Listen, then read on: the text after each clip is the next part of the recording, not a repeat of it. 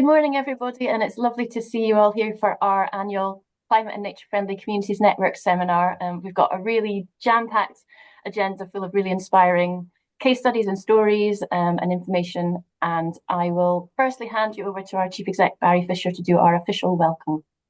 Over to you, Barry.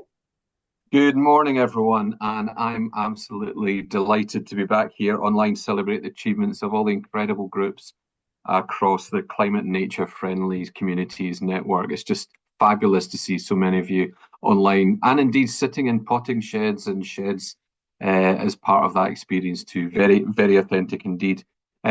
So a huge welcome to all the groups represented here today, to all the volunteers, of course, who spend so many hours doing incredible things and making such a difference to our communities, to all of our partners who are joining us as well, and including Nature Scott and the Royal Horticultural Society.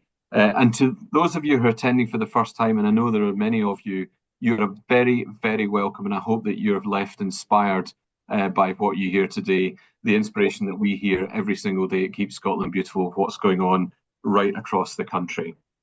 As many of you know, we participated in the Big Green Give earlier this year, and it's just a massive, massive thank you to all of you that engaged in that, who donated, who supported it, who spread the word. We managed to raise an incredible £8,000, which we used to support the coordination of the network, and it really did make a significant difference. And who could forget the Inverclyde video? Absolutely fantastic, the Inverkit video. Amazing, but it made a real difference and we're incredibly grateful.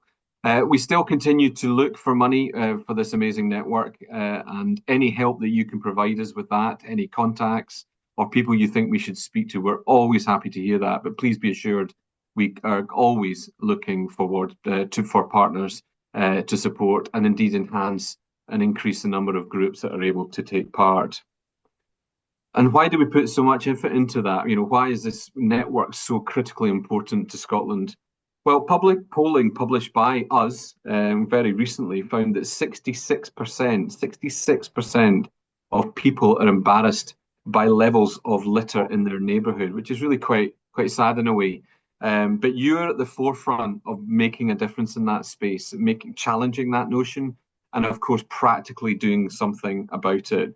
The work that you do to make towns, villages and cities clean, vibrant and appealing and nature friendly for everybody that has the joy of living, working and of course visiting your amazing places is incredible. So at a time when there is such a lack of funding, your commitment and your unwavering support to improve these neighbourhoods and the communities that you're so proud to represent is unbelievably important, but continues to be incredibly inspiring.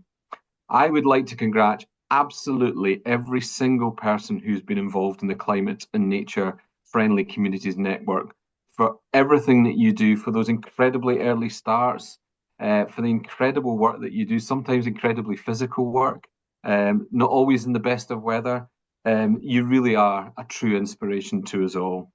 We see this network, Keep Scotland Beautiful, as a key vehicle to pull people together through community action, community gardening, whilst also generating multiple benefits, including tackling the litter crisis, which we just talked about, helping restore nature and biodiversity, making a difference around climate change, and of course, improving health and well-being, bringing people together, bringing communities together, and strengthening our communities right across the country. We are committed to supporting and celebrating all that you do and raising the profile of what you are achieving for your communities and indeed for what you're doing for the planet. Ahead of the next Scottish general election, we are making it very, very clear of how important we believe this network is to the whole of the country.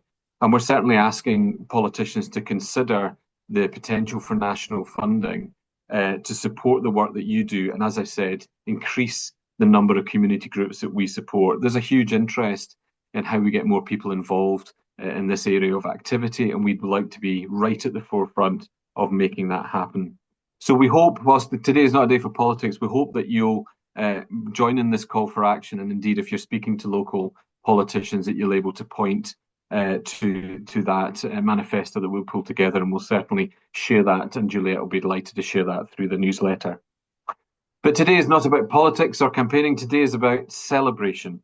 As I said, it's just an incredibly important, exciting, energetic network of people doing amazing things right across the country. So it's just a joy to bring everyone together today and see and look back over the year and share in all the success that has happened. So I'm delighted to be with you. Unfortunately, I can't be with you the whole day. I'm about to leave to head towards Dundee. We're launching a new roadside litter campaign in Dundee, so look out for that in the press for those of you in the Tayside area. But I'm thrilled to be with you for this short time this morning. But I'll hand you back to Juliet and look forward to hearing all about the successes throughout the year. Thank you, Barry. I'll just pull up the slides.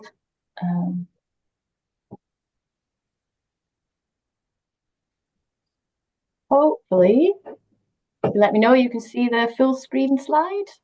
Barry, give me a thumbs up. Or thank you, Douglas. I can see your thumb up. Thank you. Okay. So, little bit the agenda for today. So I'm going to run through our highlights from this year and a little bit about the support and resources that we have through our network.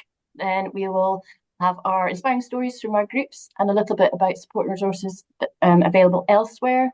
We'll have time for Q&A. So yeah, store up your questions for our speakers.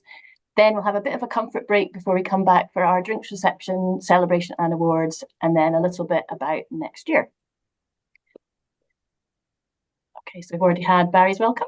And like I said, I'm going to run through a few highlights and the free support and resources we offer. So if you're not part of our network yet, and I know there's a lot of you here today that are new to us, hopefully after hearing all of this, you'll be encouraged to join us next year. So through our Climate and Nature Friendlies network, we have 38 Beautiful Scotland groups, including our 3 UK finalists and a staggering 210 It's Your Neighbourhood groups. As you can see, our network is strong and there will always be another group out there who has gone through similar challenges or is further on in their growing journey who you could learn from. So that's a big part of our network. It's about reaching out and connecting with each other, and we really enjoy seeing you doing that. For me, it's been another wonderful year of supporting and celebrating your hard work and dedication to improving your parts of Scotland for nature and for people. I know I speak for our volunteer judges and assessors too when I say that I'm in awe and really so inspired by all that you achieve, sometimes with very little time and little resources. A massive thank you from me, and I feel so honoured that since I joined Keep Scotland Beautiful in 2008, so long ago now, I've been able to watch many of your groups grow and flourish and cope with the challenging times we've all been through. And I definitely feel like we're all part of a big family, celebrating, connecting and supporting each other. And yeah, we just can't wait to see our network grow over the years. This year, we've held a number of events to bring our groups and volunteers together. We had our online spring seminar for our Beautiful Scotland groups and our judges. We had a get together for our UK finalists, and we held our volunteer thank you event and assessor training in May at our office in Stirling. So it was brilliant to have everyone back here together and meeting up with each other. The get-together also included a tour of one of our It's Your Neighbourhood groups in Stirling, who we're going to be hearing from a little bit later. Our Judges Training Day was in July and was kindly hosted by one of our UK finalists in Grangemouth. We held a number of award selection panel meetings and judges debriefing days, leading to our wonderful online Beautiful Scotland celebration and award ceremony in September. And also we had an online celebration event for the winners of our Scottish Community Awards. And we also celebrated the achievements of our 3 UK finalists in Brighton in October. As well as the big events, we've been involved in a number of regional networking events in Aberdeen, Edinburgh and Perth and Kinross, which were a huge success, bringing people together to learn and share from each other. And thank you to the councils that hosted these and organised these for us, and we'd love to see more happening next year across Scotland. We send out a quarterly newsletter, which has continued to be jam-packed full of inspiring stories that our groups and volunteers send us in. Our volunteers provide advice in the newsletter. We give links to funding and resources, and also information from Keep Scotland Beautiful, the RHS and the CALI about campaigns and things you can get involved in and useful information. So thank you so much to everyone out there who has sent in an article for our newsletter. It's really appreciated and loved by everybody. Massive thank you. I don't know if Kinneswood is online today, but thank you very much to Kinneswood and Bloom, who hosted an MSP visit for us in June. Jim Fairley MSP was keen to meet a community group who supports and works with young people, and Kinneswood definitely didn't let us down. The group has a wonderful relationship with their local primary school, Portmoak, and the minister was treated to a tour of the garden by some of the pupils, as well as visiting some of the growing sites the group looks after across the village. You can see that in some of the pictures. And thank you, a massive thank you to everyone who was involved in that. I definitely had a great day out, although I don't know if Barry's still there. Barry had to deal with a flat tire while myself and my colleague Suzanne were given You lunch have by to a couple of bring the that group. up, Juliet. You didn't have to bring that up. I did. Because actually, me and Suzanne, my colleague Suzanne, got the bus back to Stirling and had to leave Barry to deal with his flat tire. So I couldn't not mention it, Barry. um, I mentioned our voluntary judges and assessors earlier, and I know some of you are here today. Just wanted to thank you again for all your hard work during the judging and assessing visits and all the time you have to put in behind the scenes, as well as giving up your time to support our groups through mentor visits and advice. We really couldn't, well, the network wouldn't exist without you. And yeah, I think if everyone or people who know how to do emoji celebrations, or just to clap your hands, that would be great, just to show our appreciation of our volunteers. So I want to see lots of little celebration emojis. I can't see them, but I'm sure they're going on. And if anyone's interested in joining our volunteer family, then please do get in touch. We're always delighted to welcome more. So every year we have an optional theme, and this year's theme of nature, biodiversity, and our 25th anniversary, loads of you decided to celebrate, and we were delighted by the creativity you came up with. I wanted to shine a spotlight on one particular project that Milngavie and Bloom carried out, and you can see it in the bottom picture there. I think it'll definitely warm your heart, because it does for me. So when the ladies of the knitting group in the Fraser Centre were invited to partner with the group for their community bed, they literally seized the opportunity with both hands. Once they learned that the theme was nature and biodiversity, they set to and knitted all the animals in the display. And you can see the silver hedgehogs at the front, and there were silver butterflies to celebrate the 25th anniversary. The joy and energy the display brought to the residents and visitors of Milngavie was immeasurable. What a magnificent achievement, ladies, and thank you also to the volunteers of Milngavie and Bloom, who of course designed and planted up the display.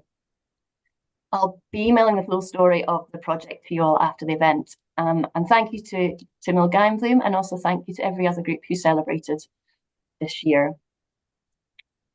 So that's enough for me. We're now moving on to our showcase, and we're really privileged to have a diverse range of groups taking part and being celebrated through our network. And I've asked a few of them to come along today to share their inspiring stories, many which focus on nature and biodiversity. And like I said, we've got a Q&A for after, so you can put your questions to them to find out more. So first up, I'd like to welcome Louise Begbie from Blooming Haddington, winner of our Beautiful Scotland Best Medium Town, and also a special award for their 2025 theme celebrations. So hopefully, Louise, are you there? Yes, yes, I'm here, Brilliant. Juliet. Over to you then, Louise. Good morning, everyone, and thank you, Juliet, for inviting us to come along and speak about the Blooming Haddington Wheelbarrow Trail. It all began in 2019 when the group were looking for ideas involving the public in Bloom activities. It was formed from a similar event which was held in Bath, and that was spotted by someone in the community who was visiting the city, and they mentioned it to one of our volunteers. The only way to see if it would work in Haddington was to give it a go. We did, and it continues to bring colour and joy to the town in the summer months. Can I have the next slide, please, Juliet?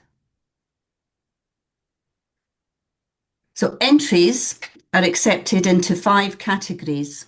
They're individual, business, group, neighbourhood and junior, with a deadline set for entering and for the wheelbarrow being ready out on display. All of this is advertised on social media and posters around the town. The theme each year is based on the Keep Scotland Beautiful theme. As soon as this is announced, we can begin to plan for the following year. The creativity from the entries never fails to impress and inspire, with some taking weeks to complete. Here are a few examples of wheelbarrows featuring in the 2024 trail with the theme Cake and Celebration. This tied in very well with Blooming Haddington's 10th anniversary. The rotary wheelbarrow in the middle was titled Floral Fireworks. Next slide, please, Juliet.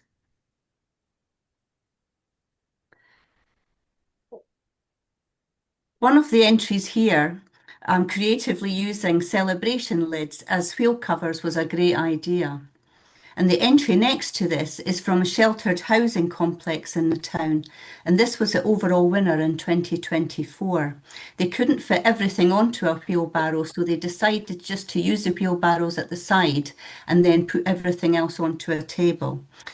We always look forward to this group's entry, as we know lots of thought is put into the theme. They also use wheelbarrows in the winter alongside their Christmas tree in the grounds. Next slide, please. As you know, the Keep Scotland Beautiful theme this year is nature and biodiversity. And this slide shows the overall winner, a children's nursery using 2 wheelbarrows to create their wonderful ladybird design.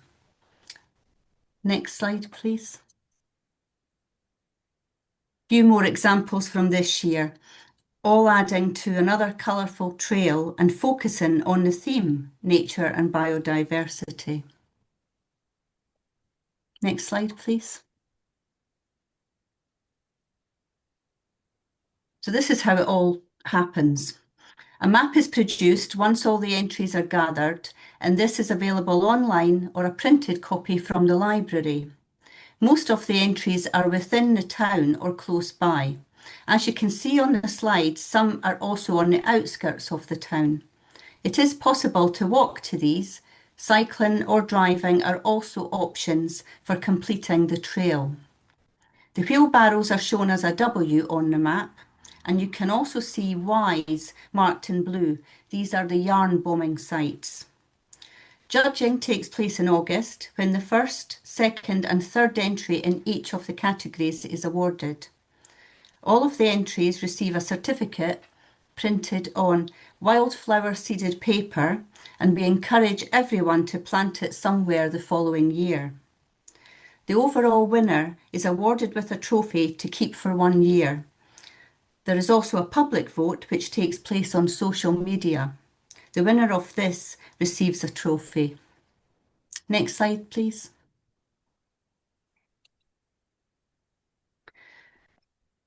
This has only been the second year where we have included yarn bombing in the trail. Many offers of help were received for producing knitted flowers, bugs, bunting and postbox toppers. From the library, we have a knit and natter group, church groups, Bloom volunteers and many individuals. To involve and interest children in the yarn bombing, nature and biodiversity theme, knitted items appeared in shop windows where they could be spotted and then marked on a competition sheet. In November, knitted remembrance poppies were attached to the railings in Monument Park, which Bloom and Haddington helped to look after. Can I have the final slide, please?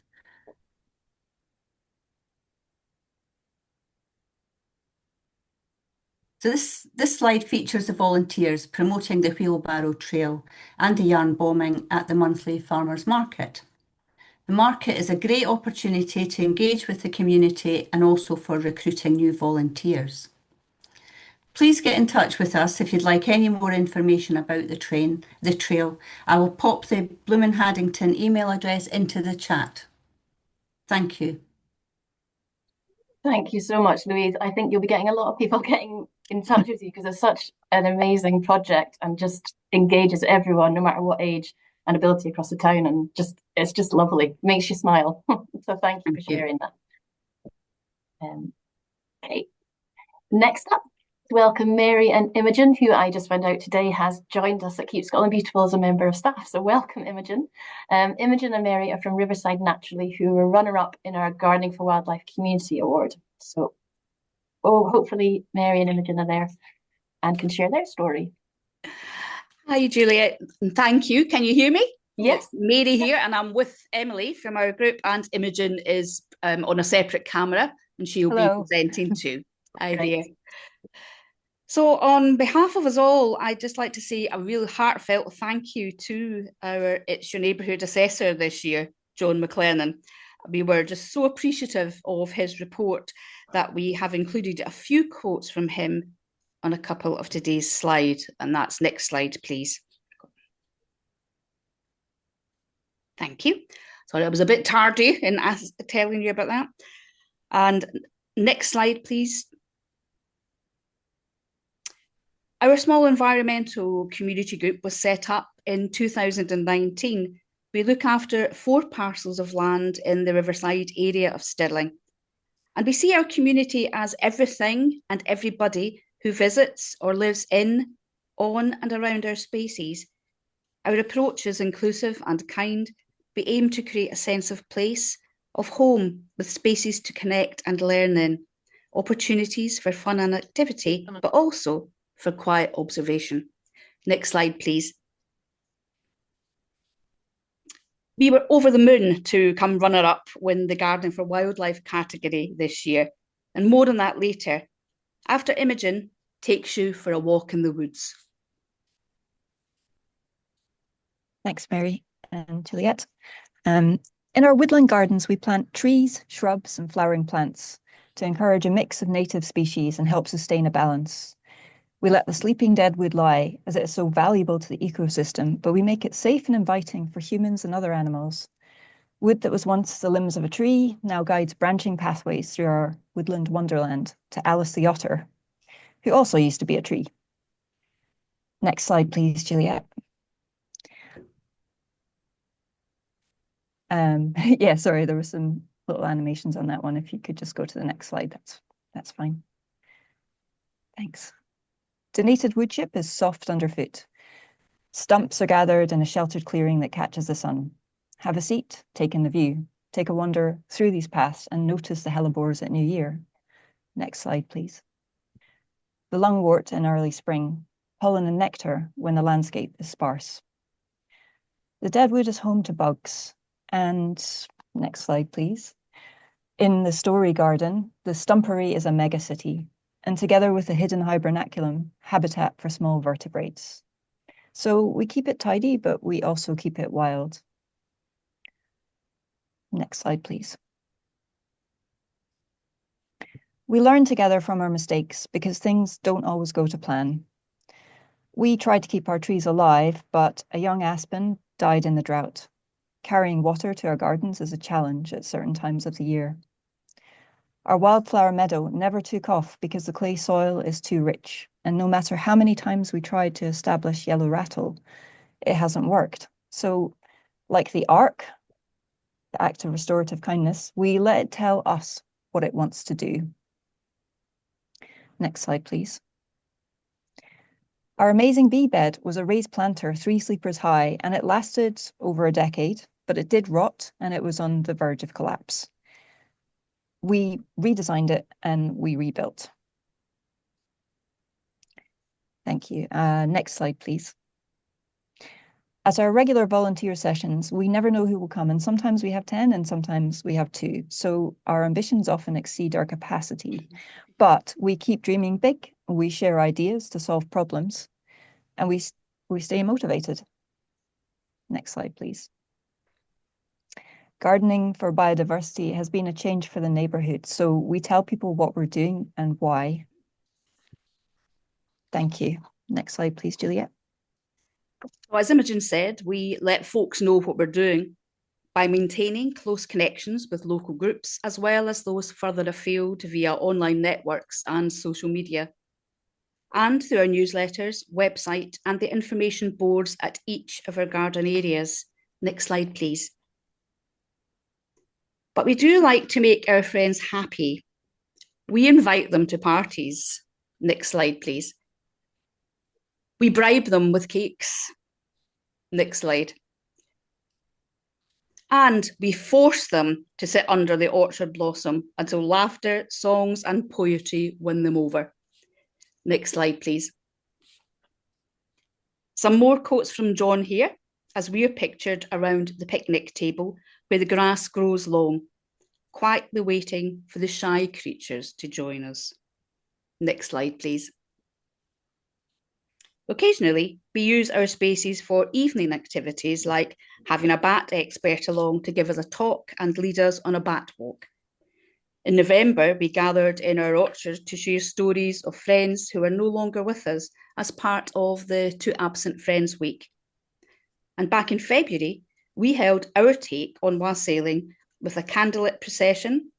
A local musician helped us to craft a song in praise of our orchard trees, and it worked. We had a fantastic harvest this year and made lots of delicious apple juice on Orchard Day. Next slide, please. So our runner-up award highlights the difference that small community groups like us can make. We hope we inspire others to take up the challenge to protect and nurture their own spaces. Little pockets of resistance and kindness might just spring up everywhere. You can see from our happy faces that we are making Riverside a place where we want to live. We hope you've enjoyed your whirlwind tour and that you can come and visit us sometime in real life. Next slide, please. But in the meantime, this is where you can find us. Thank you. Thank you so much. That's it. I'm going to have to come down myself since I live in Stirling and rediscover, wander around all the paths. We came obviously for our assessors training day, but I don't think we saw half of what we do. So thank you so much for coming to share. And yeah, I think you'll have other people visiting as well. So thank you. Next up, I'd like to welcome Stephen Shaw, Environmental Manager at Aberdeen City Council, to tell us about the variety of projects and partnerships going on across the city to make space for pollinators. And hopefully, Stephen is with us. Morning, everyone. Morning, Juliet. Can you hear me? Morning. Yep, can hear you. Yeah, good. Morning, everyone. Thank you for the invite and give me the chance to speak to everyone this morning. I'm going to give you a whirlwind whiz through of what we're doing in Aberdeen and how we're working with pollinators and nature-friendly communities. So can I have the next slide, please, Juliet? So today I'm just going to talk a wee bit about Aberdeen City Council's approach to managing, making a more natural approach to managing green spaces, and just run you through a few of our initiatives and projects that we're involved in Aberdeen. Next slide, please, Julia. So Aberdeen City Council, we've adapted a more natural approach to managing our green spaces in Aberdeen. This goes back a number of years now. We're developing and learning as we go. It hasn't been without its challenges. I think working in local authority at the moment is the most challenging I can ever remember. In terms of resources, budgets, etc., etc. However, what we do have is lovely people and inspirational groups and staff who make all this possible and help us improve and develop and just make our natural green spaces much more natural and more inviting for wildlife and nature. We've beelines. Okay, thanks, Juliet. So one of the projects that we are involved in is our Aberdeen beelines. This little photograph here, I just love it. It's from last year when we launched our beeline project with Airy Hall Primary School. If you want to launch a council project and make it successful, do it with young children singing and dressing up as bees. We had an absolutely lovely morning. Kids were fantastic, and it really put a smile on everyone's faces. We had boxes of wildflower seeds that all the mums and dads took away home. So hopefully they were all well planted up and that their gardens are blooming with wildflowers. So Aberdeen Beelines, it's a partnership between Aberdeen City Council and BugLife to help pollinating insects survive and thrive across the city and beyond. The project delivers an imaginative solution to the problem of the loss of wildflower meadows and pollinating insects. Beelines are a series of insect pathways running through Aberdeen, restoring and creating a series of wildflower-rich stepping stones. This provides large areas of restored and better connected habitat benefiting bees, butterflies, and a range of other wildlife. It also benefits the public, although you wouldn't think so with some of the moans and groans we get from people. By far and away, the public are the biggest challenge we face with anything we do in terms of any change and creating anything different to our green spaces in the city. I'm a huge fan of beelines, and I'm very proud of everyone who's involved in that. I very much see it as business as usual now. We're learning as we go. I think everyone who's been involved would say we haven't quite got it right, but it's coming, it's developing, we're learning. It's been a huge success. And as I said, I'm very, very proud of what we've achieved in Aberdeen. Long may that continue. Aberdeen Communities Together. So as I said, the City Council, local authority in general, is facing a very challenging time. The City Council can no longer do everything itself. We need partnership, we need people, and Aberdeen Communities Together is a group of hundreds, thousands of incredible people, volunteers, businesses, schools, friends groups, community groups, it's your neighbourhood groups, in bloom groups, who come together, recognise that by doing things together, we're a very strong voice, a very strong partnership, and it will make a difference and benefit Aberdeen, nature, and also our public spaces. This photograph's taken at the townhouse about this time last year, when we were celebrating our It's Your Neighbourhood achievements in the city. We'll be doing the same again in a couple of weeks. It's just a lovely get together, say thank you to everybody, and to celebrate what a great job, and just the hours and hours that all these people put in. It's inspirational, and as I said, it benefits everybody and everything in Aberdeen. We're very proud of what we do in Aberdeen Communities Together. We, down at Britain and Bloom Awards a couple of weeks back, Aberdeen Communities Together was a gold medal winner and also achieved the award for best city and small city. So I suppose we're officially the best in bloom city in the UK. So well done for everyone involved.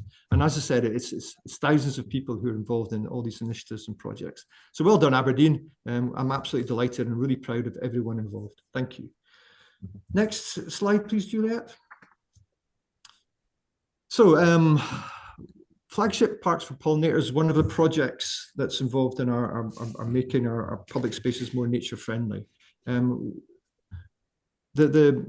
I said, the biggest challenge has been the public. Aberdeen has a tradition and history for horticulture, and that's lovely. But at the same time, it does create a lot of demand and a lot of complaints from people when we leave the grass more than an inch tall. Aberdonians are used to seeing all their green spaces manicured to within an inch of their life, and we've changed that in recent years, and it hasn't gone down too well with people. They see it as very much as a budget cut. Of course, it's not. It costs money to manage these spaces properly for nature.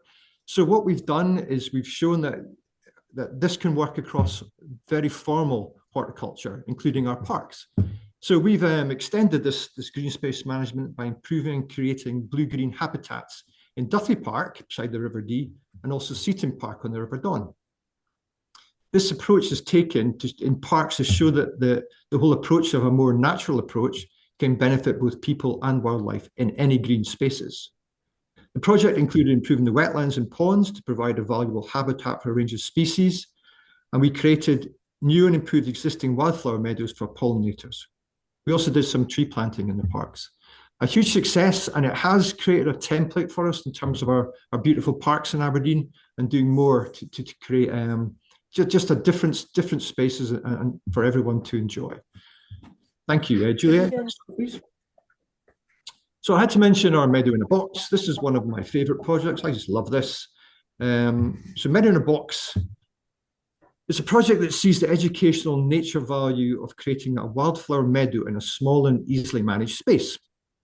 A planter box. With a small planter and the right seed mix, it is possible to grow a small meadow anywhere, providing colourful wildflowers and a source of nectar for bees and butterflies. So that photograph shows a class from a nursery. I'm not sure which nursery it is, just exploring and planting the wildflower seeds in the Meadow in a Box.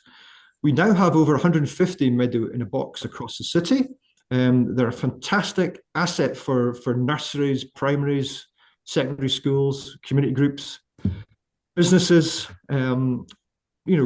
areas which don't have the space to do a lot of wildflower planting or any garden space. So we drop off a couple of planters, very simple instruction in terms of what to expect, and we get an amazing burst of colour throughout the year. It's gone down an absolute storm, and we get demand after demand for more and more of these boxes. The kids love it, and we have over now 150 of these boxes around the city, with much more being asked for. We're going to keep going with it. We've now developed Hedge in a Box along similar tracks, and also Salad in a Box. The Salad in a Box is a new initiative we've trialled this year, which is working with the catering staff at primary schools to grow salad for then using at school dinner time. Huge success, so many people involved, and I just love it. There's nothing beats spending 10 minutes with a group of nursery kids and seeing that sheer joy in their face when they're planting up the seeds, but also returning a couple of months later when everything's in bloom. Absolutely fabulous. This is easily copied and shared, so please, people, just go and do it. We've got a lovely relationship with HMP Grampian up at Peterhead, the prison, so that the prison workshop creates these planter boxes for us, and it's just a lovely relationship. It works, and as I say, it's going from strength to strength, and there's huge demand for it. Our trees and woodlands. The council leaders approached me a couple of years ago and said, "Stephen, we want to plant some more trees in the city. Are you up for that?" And I said, "Yes, absolutely, 100%. We want 1 million," they said, and at no cost. So one of the ambitious projects of the council at the moment is to plant 1 million trees across the city at zero cost. Huge challenge, as you expect. But I think we've made a good start. We're a year in, 2 years in, year and a half in, 2 years in, and we've planted over 42,000 trees. Not quite up to that 1 million, but I'm very, very proud. It's huge success. And these photographs show some of the community planting we do. That photograph of the kids being very wet is at Woodside Primary School, which is Aberdeen's first and so far only wee forest, the most northerly wee forest in Europe. We had an absolutely fabulous day. I don't think the parents thanked us, to be honest, for getting their kids all wet and muddy, but we had an absolutely brilliant day planting. And we will continue to push and push to plant trees wherever we can in the city. 42,000, it's a huge success, and we will keep going with this. So that is my brief run through of some of the initiatives and projects in Aberdeen City Council. I could speak to you for the week, to be honest, but I think 10 minutes is long enough, Juliet, of me yapping on, and I'll look forward to any questions later on. Right, thanks everyone, thank you. Thanks, Stephen, and I think you're bang on time with 10 minutes, well done. And you stole my thunder. I was going to talk about the city's win at the UK Awards this year, because it's incredible for a city to win the small city and city category, so the best across the UK, and to get your gold medal as well. So like you say, it's just evidence of everyone working together. So yeah, congratulations to everyone involved in that. Cheers. Thanks, Juliet. Thank you. Thank you. Next up, we have another group from Aberdeen. So if Catherine and Ian from the St Macher Community Biodiversity Project here to share their story. So hopefully we have you both there. Thank you very much, Juliet. Welcome, and thanks for inviting us. Our community project in the middle of Old Aberdeen is the Kirkyard of St Macher's Cathedral, which is an urban churchyard. And I started this project with Ian Tolboys, who will speak shortly, in 2021, just after the COVID lockdowns, when the grass hadn't been cut for quite a while in the graveyard. And so we are another project that work alongside Stephen Shaw and Aberdeen City Council in a partnership. And we have now a grass management scheme to hopefully promote wildlife in the Kirkyard and help it to thrive. Could I have the next slide, please, Juliet? So it's quite a full Kirkyard. It's a very historic one, and there are really very few new burials going on in the Kirkyard now. So actually it's a good place to try and do some nature sort of diversification. So we have been hopefully adding to the nature here. And I'd like to pass over to Ian in a minute to tell you a little bit more about some of the plants that we've been putting into the graveyard. But just one more slide, please, Juliet.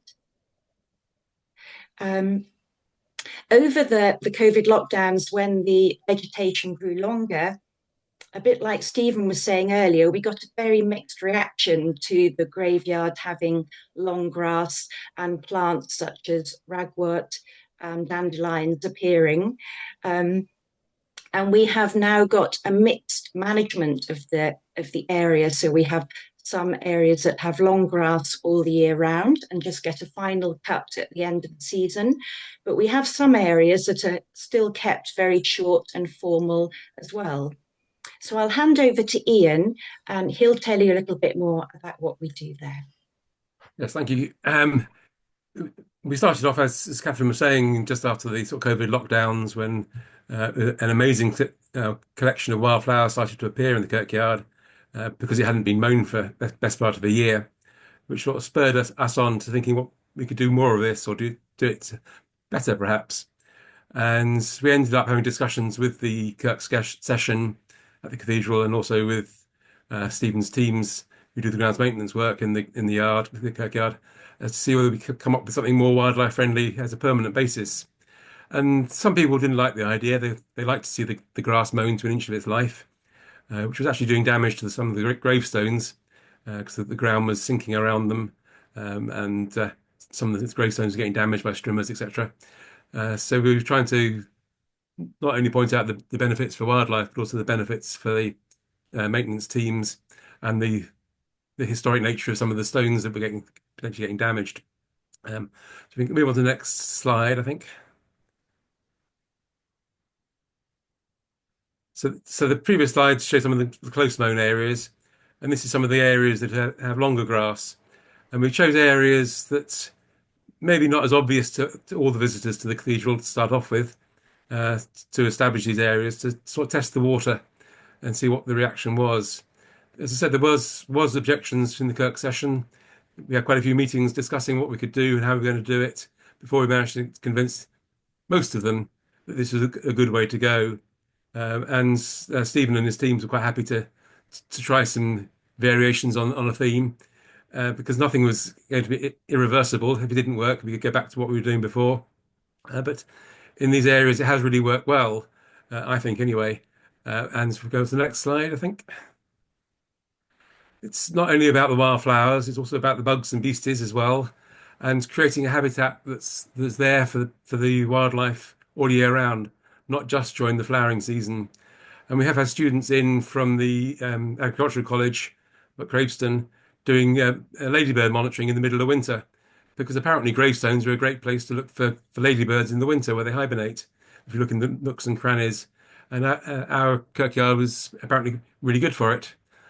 I'm intending to have a look this winter myself to see what I can find along those lines. So next slide, please. And we had some surprises. This northern marsh orchid, one appeared, I think, in that second year of doing the reduced grass cutting areas. And that's come back each year since. And this year, we had another plant pop up in quite a different area of the Kirkyard.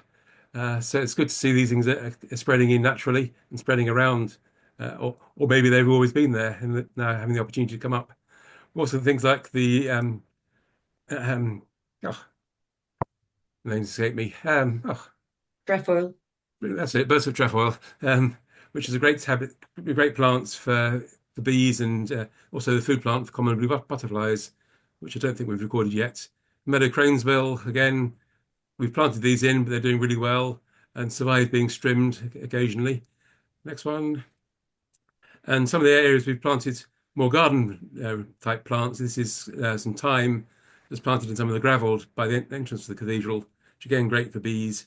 And the hoverflies love the oxeye daisies and some of the other wildflowers we've got there. Next slide. The red admirals. One year when we were doing the each neighbourhood judging, I think with Stephen, the Kirkyard was absolutely full of red admirals for some reason, sitting on the gravestones enjoying the warmth. Next slide.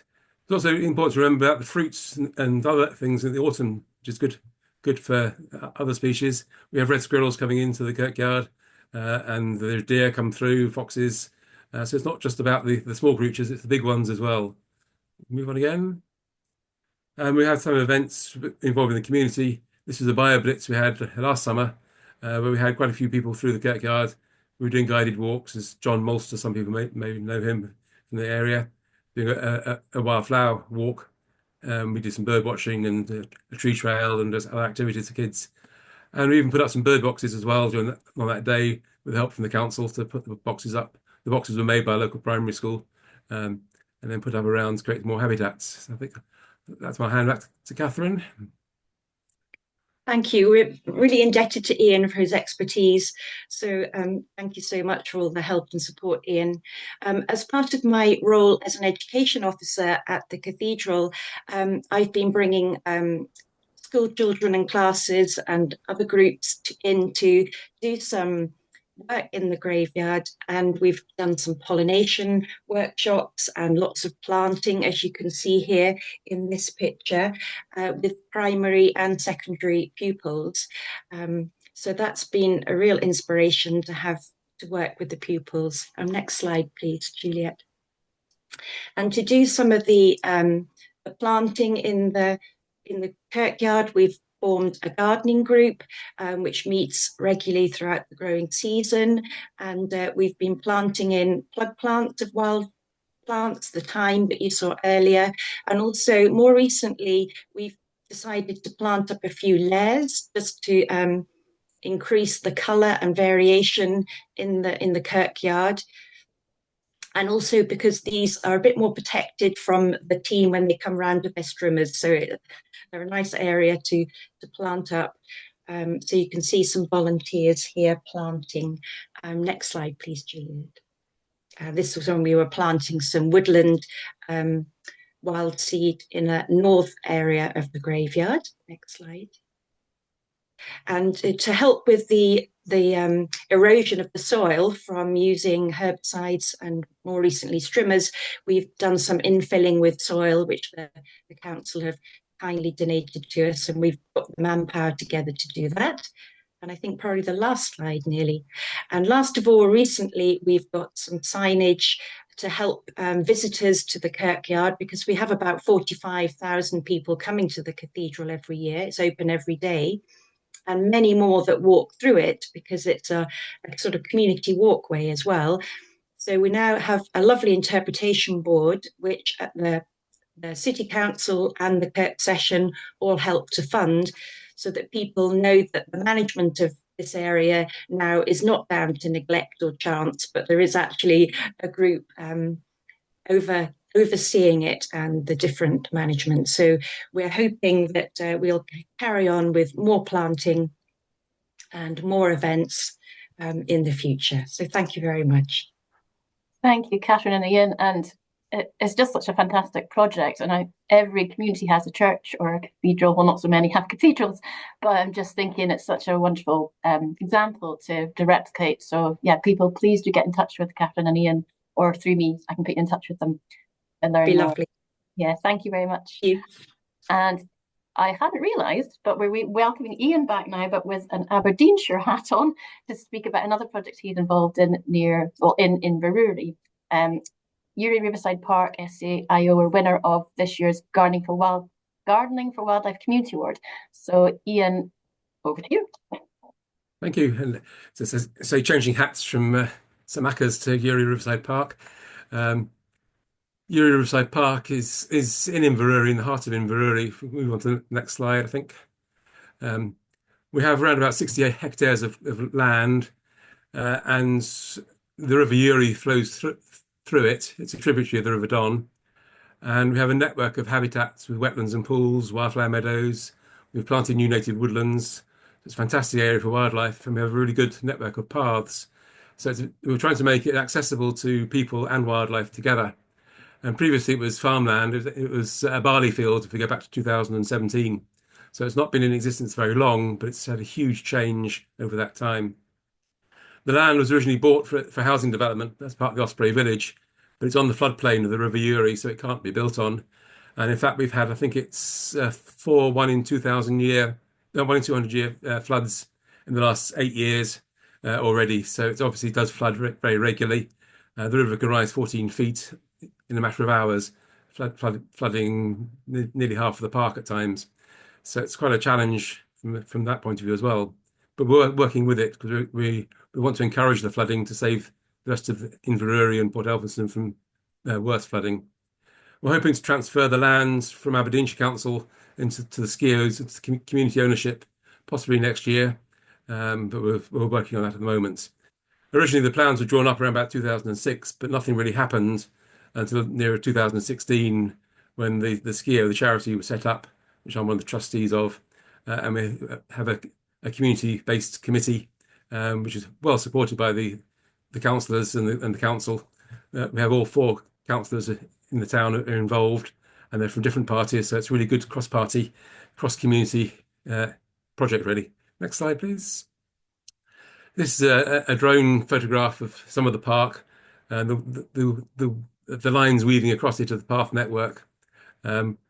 We try to keep the paths on the highest bits of ground to reduce the time they're flooded, but say sometimes a year, some of the paths will be flooded, as you can see in this one.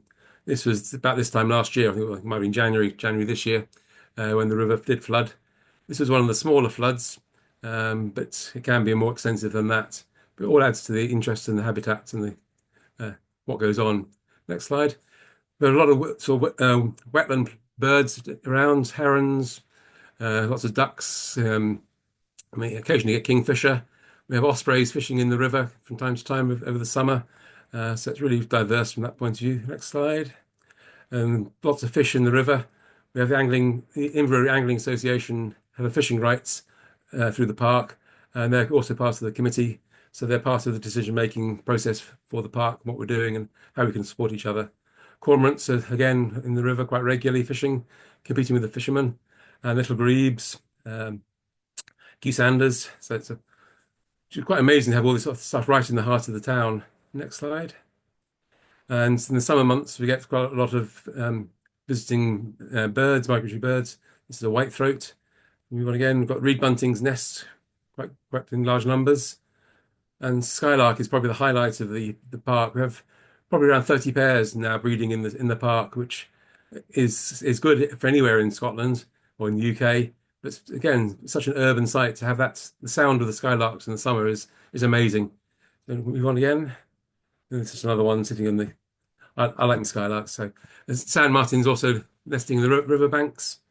Move on again, and with some wildflowers. This is scentless mayweed. Next one. It's mixed with some poppies have come in. We haven't sown these; they've just come in of their own accord.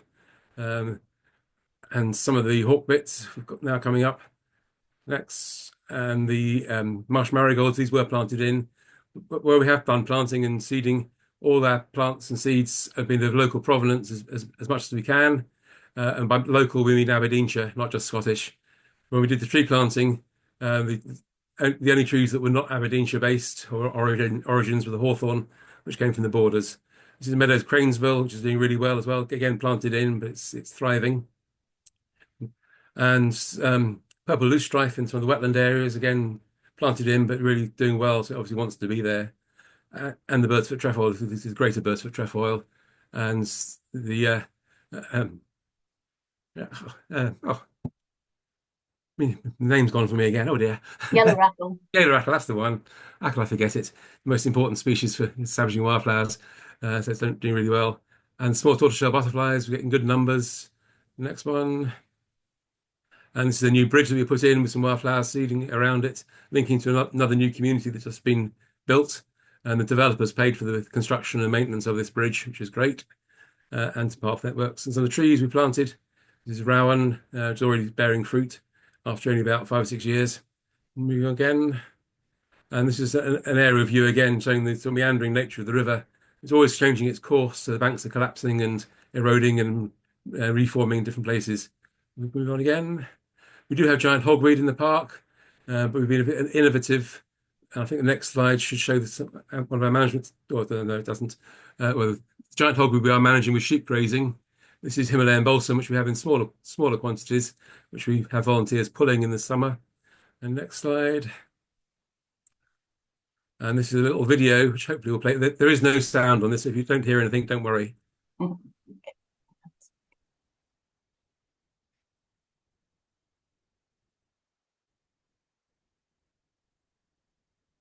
It will work.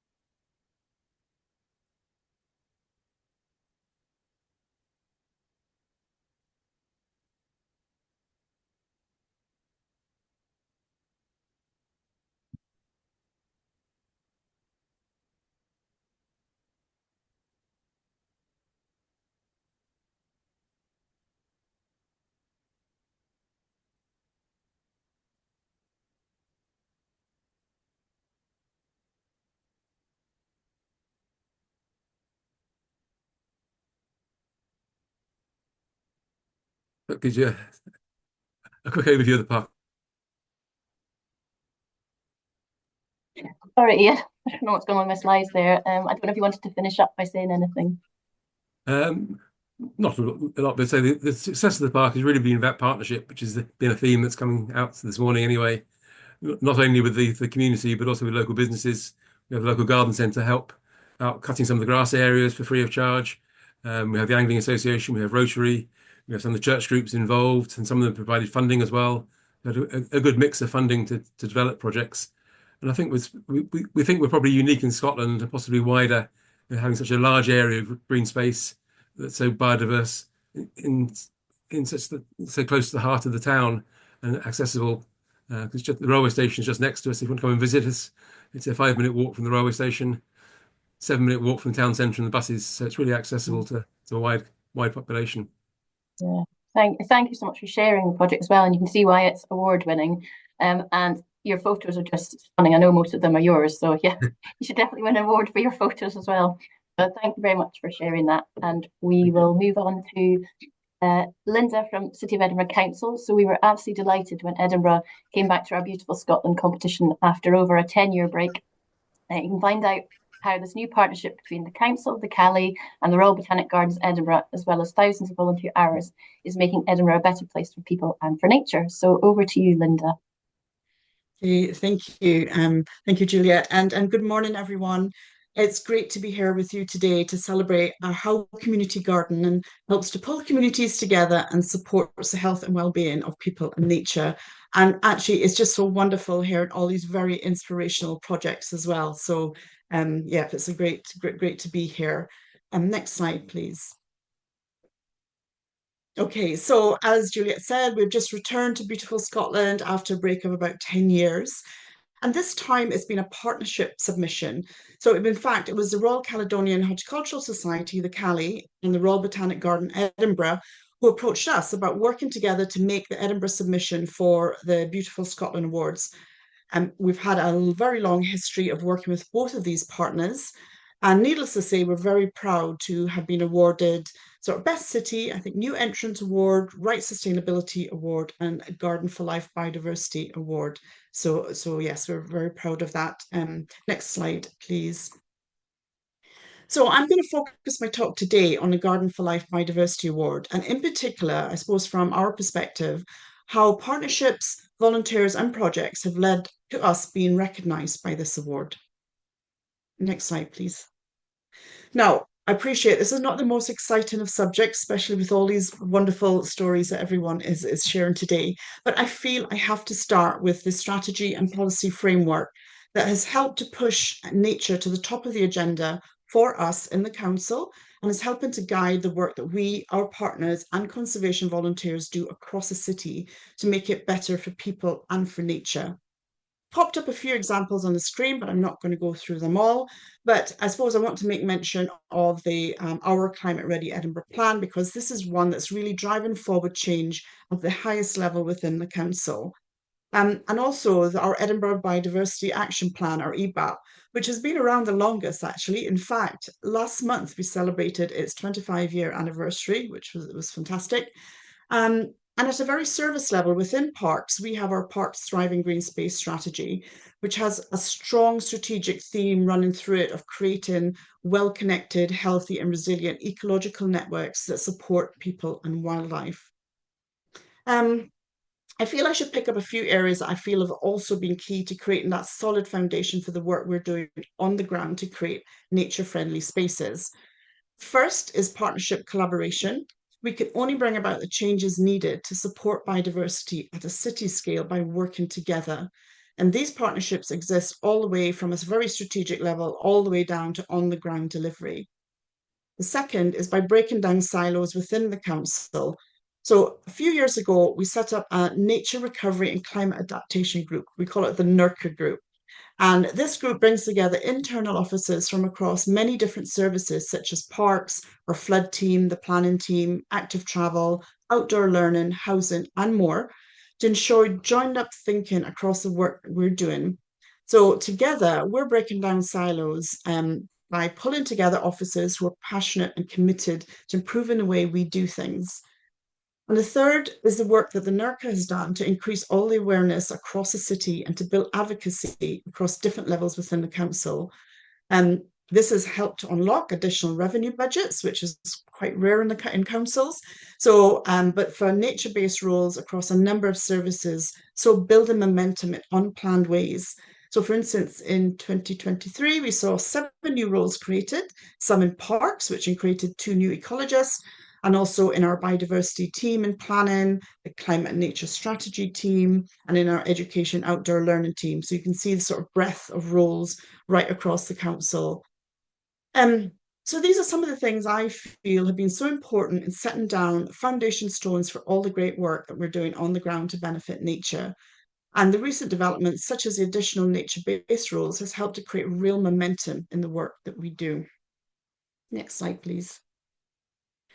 So I want to cover really, I suppose, one of the most important recent developments, and it's been the development of our Edinburgh Nature Network. It's the first one in Scotland, and with all councils now required to have one in place. It was developed in partnership with the Scottish Wildlife Trust and the University of Edinburgh, along with 60 plus individuals representing various third sector organisations. Our nature network maps over 200 actions to address threats to biodiversity loss and climate change. Anyone can take action, because this is really something that we all need to do. And local communities, third sector organisations, private landowners, anyone can log their actions as well, so that we can track how our nature network is growing across the city. Next slide, please. So at a local level, we're working with communities to create neighbourhood level nature networks. So this example on the screen here is in Leith, and this was chosen to be one of our first local nature network pilots, as it has the highest population density in Edinburgh and the highest demand for all ecosystem services. So priority habitats are limited and green spaces are fragmented by the densely built up urban landscape. And the pilot aims to connect all green spaces in Leith through the development of nature corridors. So you can see some of the initiatives up on screen. Not going to go through them all, but with all of these different initiatives, we've also been working with residents and partners to improve 6 small parks with poor biodiversity to create nature-rich spaces. Next slide, please. Okay, so one example is Mill Lane. So it's shown in the top 3 images on the screen. So this is a small park with mowed grass and a few trees, quite typical of many of our small parks within neighbourhoods. And fairly small interventions has seen an increase in areas of grass that is now mowed less frequently and is managed for pollinators.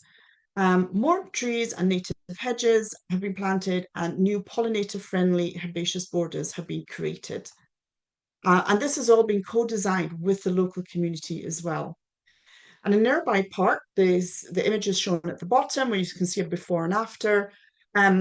It shows images where we have created our first wild and wee space. So this is a new program in the council to connect school children with nature. And the ambition is for all schools to have a nature space for children to engage with and learn about nature. And children have been involved in the design, the planting, care, and monitoring of this space. Now, partnership work has helped to make this happen. The conservation volunteers who we work with on many different biodiversity projects across the city, they have been running sessions to train volunteers to care for these spaces with activities such as scything, seeding, and tree planting. And the Cali has been running sessions to help educate volunteers on the selection and care of pollinator-friendly herbaceous plants. The project also includes the establishment of 4 new friends groups, which is fantastic, and work is ongoing with the local community to help establish a new It's Your Neighbourhood group for the area. Next slide, please. As mentioned, collaboration with partners has been critical to create nature-friendly spaces across our city. We have many long-standing partnerships working together to deliver a range of nature-based programs. I've noted a few on the screen. So we've got our Million Tree City program and various living landscape programs and the Edinburgh Biodiversity Action Plans, a variety of programs under that one. But we also work with partners on individual projects. So, for example, working with the Botanic Garden at the moment. So they're currently carrying out trials on plants to be used in rain gardens that will be located in the historic George Street in our city centre. So very urban, quite hard and conditions, let's say. So yeah, they're running trials for us. And on screen, we have another example where we're working with the University of Edinburgh to roll out our new Our Nature Estate programme. So this programme is extending our relaxed mowing strategy to enhance biodiversity, especially for pollinators, from our parks and our larger green spaces, moving through to smaller residential plots. And in fact, I'm going to get these figures here, our trials have shown that change in mowing from 2 weeks to 6 weeks in these residential areas has resulted in 14 additional species of flowering plants, 6,364 more individual flowering plants, and 4,167% increase in nectar availability for pollinators, with significant nectar resources available early in spring, which is actually more typical, is more than the sort of typical perennial meadows.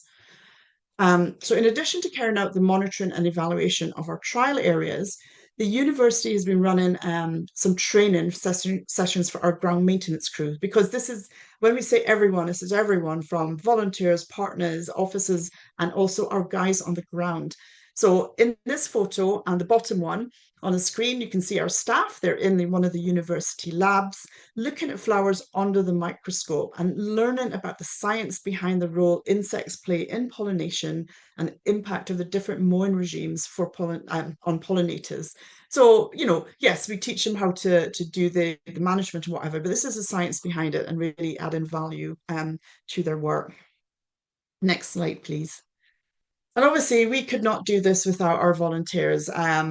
So community participation is central to Edinburgh's identity, with over 2,500, and that's probably a conservative estimate, of people participating annually in outdoor learning, conservation events, citizen-led biodiversity surveys, and such.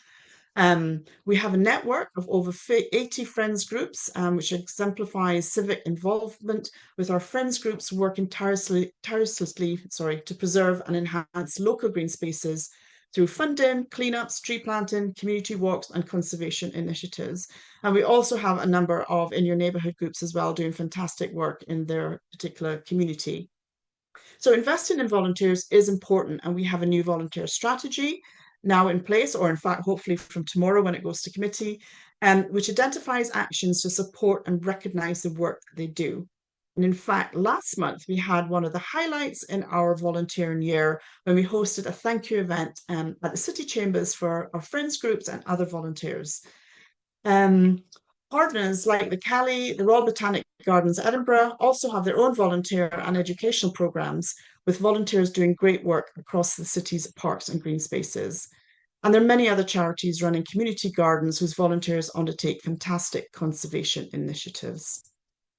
So to finish up, really, just to summarise, I suppose I feel in Edinburgh we're going through a significant transition in how we develop and care for our city to benefit nature. And this has been made possible by having strong foundations in place and shared visions and ambitions that support partnership collaboration. And of course, we could not do it without our dedicated volunteers. So investment, support, and recognition of their work is so essential. And in a sense, we're all working together to make Edinburgh better for nature and people. So thank you for listening. Thank you, Linda. There's just so much going on across the city, and yeah, it's just brilliant to have you back in our network and in beautiful Scotland. And yeah, I know you've already said you're coming back next year, so hopefully, yeah, we'll definitely see you back next year. Thank you for sharing all of that. Okay. Next, we have Amanda Jackson from Carluke, winner of our Gardening with Young People Community Award, who's going to tell us about the challenges faced and still facing Carluke, but that no matter what the title of the organisation, it's the people who keep the heart of a community beating. So over to you, Amanda. Hi everyone, thank you Julie for welcoming me to this. So the first slide shows a sign that says Carluke, a town called Courage. So anyone who has come to Carluke or drove through into Carluke, you'll see these signs as you enter our town. And these are to recognise that Carluke had 3 VCs, William Angus, Thomas Caldwell and Donald Cameron. So for such a small town to have been given these Victoria Crosses is quite something, and it's nice to remember that. But just the whole idea of a town called Courage, it needs to be remembered when we are going through some darker times, and that is what Carluke has went through over the past year. If we could go on to the next slide, please, Juliet. Thank you. So my name is Amanda Jackson and I'm a resident in Carluke. Previously, I was employed to work in Carluke in our One Space Community Hub, but unfortunately at the end of 2024, we saw the community hub doors close. It was heartbreaking for the community. We lost jobs which were paid and more importantly voluntary jobs as well, and connections within that community. There was a sense of loss and there was lots of unanswered questions why our community hub got closed and the impact that this had, with no answers given, and still to this day some answers have not been given. The one thing though that kept Carluke going is the fire in all the bellies. So we're quite a passionate town, and yes, the community hub closed and it was the beating heart, but there was all these little people around thinking, what can we do? So if we go to the next slide, please. So I'm going to focus on 3 particular groups within Carluke I've got an interest and an involvement in, and who have been doing lots of amazing stuff. So this picture here is with a heart umbrella. You'll see that quite regularly because we're trying to reinforce that the people are the heart of our town. And this is when John came to visit us. So we like to have tea like other groups and cakes and stuff. And we celebrated in a local football club, Milton Rovers. And we celebrated, we come together. So the 3 groups, they do love to come together and celebrate. If we go on to the next slide, please. Thank you. So the first group, who were probably impacted most in the closure of our community hub, was Carluke Community High Mill Garden. Lots of partnerships involved there, Carluke Parish Historical Society, at points Carluke Development Trust, and the group themselves have actually started up a new scale in the weight and the shadows that potentially they can take this land off of Carluke Development Trust when things settle down. They have had the most challenges during this really difficult year. Loss of paid staff. We had a community gardener who was one of our paid staff, and she built up lots of great links within our community, bringing young people to our site, and that's like Juliet said, we won a national award for working with young people because of this. The ownership of the land is questionable. So it is owned by Carluke Development Trust, but they are slowly closing their doors. So the other group is sitting waiting in the shadows to take this over. There's so much potential for this land, and it's a piece of our heritage, our town's heritage. So we all hope that this can start to make progress over the next couple of years. For achievements though, they just keep going. It doesn't matter who owns the land, it's the people. They just keep turning up and they just keep doing the things that they do. They want to look after nature, they want to plant things. We've got a special oak tree up at the back of the site as well that we don't highlight because we want to make it grow strong before anybody knows where it is. So it's a bit of a secret. But there's lots of things happening on that site. The Saturday gardeners turn up every Saturday, and they just love that site, and they just put stuff in. They're still growing some fruit and vegetables, and that goes to the food bank, which is also on the entrance of the site, Clydesdale Food Bank. So partnership working and just dedication. They got 5 out of 5 this year for It's Your Neighbourhood. So again, all these projects left us with hope to just keep going in a difficult real time. So yeah, that's us up at High Mill. Next one, Dorksburn Community Orchard. The land belongs to South Lanarkshire Council, but Carluke Development Trust rented the land. So when everything closed, the volunteers came to myself and said, like, what do we do? Just do what you do, just keep doing it. You're not doing anything wrong. So eventually the land's back to South Lanarkshire Council, and they are linking in with the Countryside Ranger, who's delighted to have these amazing volunteers on board looking after this space, and they're building relationships with the local schools and Athanasius. There's a care home at the back as well. Water seems to be a strange thing when we're next to a burn, but the way it situates, it's hard to get some water. So the challenge is getting water to feed plants. But the guys are building up relationships with local neighbours, putting leaflets through the door saying, please can we use your hose? And there's hose pipes appearing through different spaces and fences and all sorts of things to make sure the plants and the trees are getting the water that's required. A real dedicated bunch of people who meet on a Monday and just enjoy themselves and see connections. And it's beautiful. I turned up one Monday and I saw a young mum with two of her children in a blanket, and she just sat it on the ground and started reading to them. So it was a pretty special moment. They're creating spaces for people to connect to nature.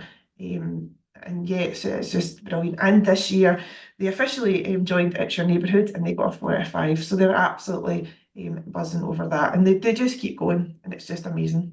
So the next slide is a group that I formed many years ago because I was just tired of the state of the place. So I live in Burn Road and I look onto this green space and it was just yay high with weeds and nobody loved it.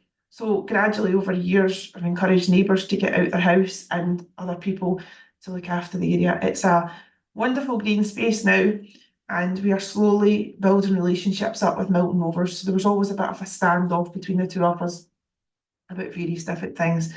But there's a good personality that's joined, and the two of us are getting on really well. And the amazing thing is Milton Rovers as a football club is actually considering thinking about turning their clubhouse into a community hub because they see the benefit of working with different organisations and the benefits that they're receiving. The people that are coming, the visitors to Milton Rovers are noticing the green area has been loved. They're feeling like it's a safer area because it's loved, so people are looking after their cars and they're not dropping litter anymore because it's the whole broken glass theory. They're wanting to keep the place looking nice and tidy. This year we had the biggest challenge, I think, was we had a group of young people who decided that they were putting their mark on the area and ripped up all the spring bulbs, destroyed them, threw them all over the place. It was an act of vandalism that hurt quite a lot of the volunteers. We're not a constituted group. We do everything out of our own pockets, and it was quite hurtful. So what came from that is something negative across social media, saying people were saying they can't play down there, and that was never the case. What we said was they can't be there if they're going to disrespect the area. We kept going, and what happened was we moved further down the area that we were working in, and created a different space and connecting stronger links with Milton Rovers. What I will say is, after we did put a statement on social media, it wasn't negative, it was productive. The dumping that had been left down there, the mattresses and the carpets to protect the children from the tree swings, vanished overnight. So I think there was a bit of a realisation that we are trying to make the place better, and that maybe wasn't acceptable. So I think the negative that came from that, and our biggest challenge, was some of the amazing volunteers stepped back. They just said, we can't do this anymore, we're putting a lot of time and effort in and we can't do it. I hope in time they will come back because they are missed, but people's emotions and feelings get hurt, and that's just life. We were absolutely buzzing. That's the best description when we got our 5 out of 5. That is just like amazing for us. We started off with, like I said, grassy high, pulling our waders on and pulling out like centuries of dumping cars, fridge freezers and everything, and now we're having opportunities to plant flowers, to share trees with the other two groups, Milton High Mill and Jocksburn, and share seeds, and it's like a joy to be in this space now. So to have John come out and report is amazing. Benefits, like I've mentioned some of them. Everyone makes a difference. That's like, we've got a lady that comes every morning and does a little bit of weeding, some gentlemen that go out and do some litter picking, and all of the sites. Shared skills, we inspire each other. If I was here in Mulwyn, I'd have given up years ago, but the people in both groups and this group, they're just amazing. Reduces isolation. Some of the people who come together are single people or older people or don't have any other connections or feel isolated because of technology. So just getting outside and doing stuff together is amazing. We do share our resources, definitely, and it benefits the wider community. It has positive conversations about the work and the positive stuff that's happening. It helps nature to thrive. This year was the first year we had a duck race in Belstane Burn. We did collect all our plastic ducks and we didn't litter. But about 2 or 3 weeks later, when we were back down, we saw real ducks in the burn. and that just inspired us all to keep going. So my dad made the joke that the ducks were late to the race, but I will take the ducks being late to the race if it's real ducks. We haven't seen here for many years, so that's fantastic. It does build a stronger community spirit. I'm also involved with Carluke Galladay, and there's people within the Galladay now having conversations about let's make Carluke sparkle. So let's look at the route of the Galladay, let's think where we can get wildflowers, let's make sure we're having a look at the town for graffiti. We used to, when we had the community hub, we used to have weeding Wednesdays where we went out and blitzed areas that had too many weeds and put in wildflowers and stuff. So we're inspiring other people to get out and about in Carluke and make a positive difference. There's a very much a contagious can-do attitude, which is fantastic, a sense of pride. Partnership working is amazing and it's growing. Our local garden centre, Reynards, came and delivered lots and lots of plants and gifted us that this year down at the Burn, and we shared that with the other two sites. Certainly strengthening networks, but for everyone, it improves mental health and wellbeing for nature, but for us as human beings. So it's amazing. I think we've got another couple. Yeah, so the last one, when we had our get together with John for It's Your Neighbourhood for the visit, he visits all the sites in the one day and then we have tea and cake. We invited along our local countryside ranger, Karen Dobbins, who's in the picture with the green cardio on, and she was inspired by the work that we were all doing together, and she nominated us for the FASLAN Third Sector Awards for partnership working. Again, we were all just like, this is amazing for having the start of the year, no community hubs, nobody knew what to do, no real direction. To get this was just amazing. So we were like, yeah. And then we got told that we were down to the finalists. So for the whole of South Lanarkshire, we got down to the last three, and we didn't win, but that didn't matter. We got to go to East Kilbride, we got to have a lovely dinner and be inspired by other groups in South Lanarkshire. So that was a really big thing for us. I think for me personally, I struggled at the beginning of the year. I was one of the people who lost their jobs. Finding my direction and what I wanted to do, it was really, really tough. One person said to me, it doesn't matter the title of who it is, it doesn't matter if it's Carluke Development Trust or High Mill or Burn Road or whoever, it's the people, and it's the people who keep turning up that make a difference. And I think that's so important as we go forward, just to remember it's the people that keeps everything going. They are the heart of the organisation. So yeah, I could talk about Carluke for hours and hours, but I've tried to keep it short and simple. And just to say thank you so much for Keep Scotland Beautiful, because they do give us something to work towards. So if we do lose our direction a little bit, there's always support from John and Juliet there, and inspiration and emails and things to keep going. And other groups, listening to them and being inspired. We linked in with Fourth Eco Site recently, and that was great to see them come down, and we went up and did site visits. So it's good to share different things and yeah, just connect to people. Keep the good work of Scotland going. So thank you.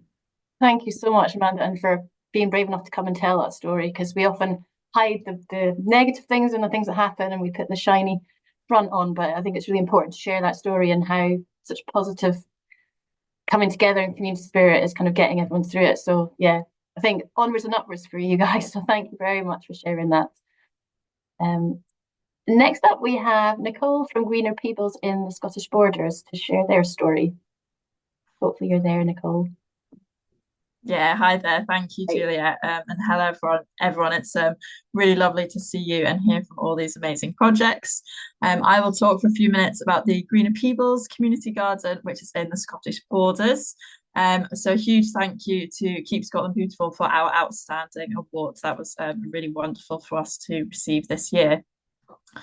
So here's a picture of our community garden. We started in 2013 when we took over the space. It was a large empty lawn space, so there was nothing there except for the trees, and it is bigger than the photo that I have there. So our team and volunteers, we began with our spades, lifting the turf. So we really started from scratch. And every year since then, we've added into new features, looked after what we have, and we currently have this amazing, thriving space that we have today. So I've listed some of our features here. We've got over 30 community food growing spaces. And this year we are developing a forest food growing space, which is based on permaculture principles. I won't go through everything that I've listed there, but I will just mention our wood burning stove, which we have in our yurt, which is a really essential feature for us to be able to run activities all year round and keep our volunteers warm and cozy so that people are inspired to keep coming along in all weather. Yes, so volunteering, we've got this fantastic garden we've developed. What do we do in it? Well, we are very busy. All year round, whatever the weather, we have an activity program running. So our core activities I've listed here. We've got our volunteer sessions, which are on every week. They are drop-in, so people can come to as many sessions as they like, or some groups can come once a month or every fortnight, whatever suits them and their interests. We support early years groups, so families. Grow Kids is family and toddler sessions. Grow Babies is for parents and carers with babies under 18 months, and they can come and do sensory experiences in the garden. We have lots of different partnership groups, far too many to mention here. And I would say for us, that's a huge marker of our success. We are always reaching out to new groups in the local area. And we're saying, look at what we've got here. We can actually, potentially fill a gap in your own service provision. You can bring your people to our garden and get involved with our activities. The days we're here, we're always going to be here. There's a warm welcome. We'll be able to hand you a tool and give you some tasks to do. We also run skill shares, which I'll talk about next as well. These are practice sessions for people to come forward and share skills, and they are different every month, so it keeps things fresh and interesting for people. We also have a monthly volunteer meeting, which is in person at the garden, and that's our way of keeping people really engaged with our project, because we can tell them exactly what's happening. Everyone can give their feedback and have some ownership over what we're doing. So we're very much a volunteer-led project.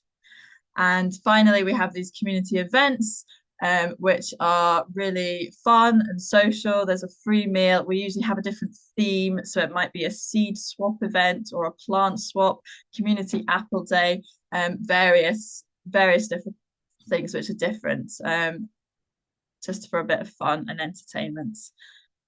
So skill share sessions. Yep, I'll just touch briefly on these, as this is something a little bit different to our food growing, gardening, biodiversity. We try to offer something different every month that brings in more people.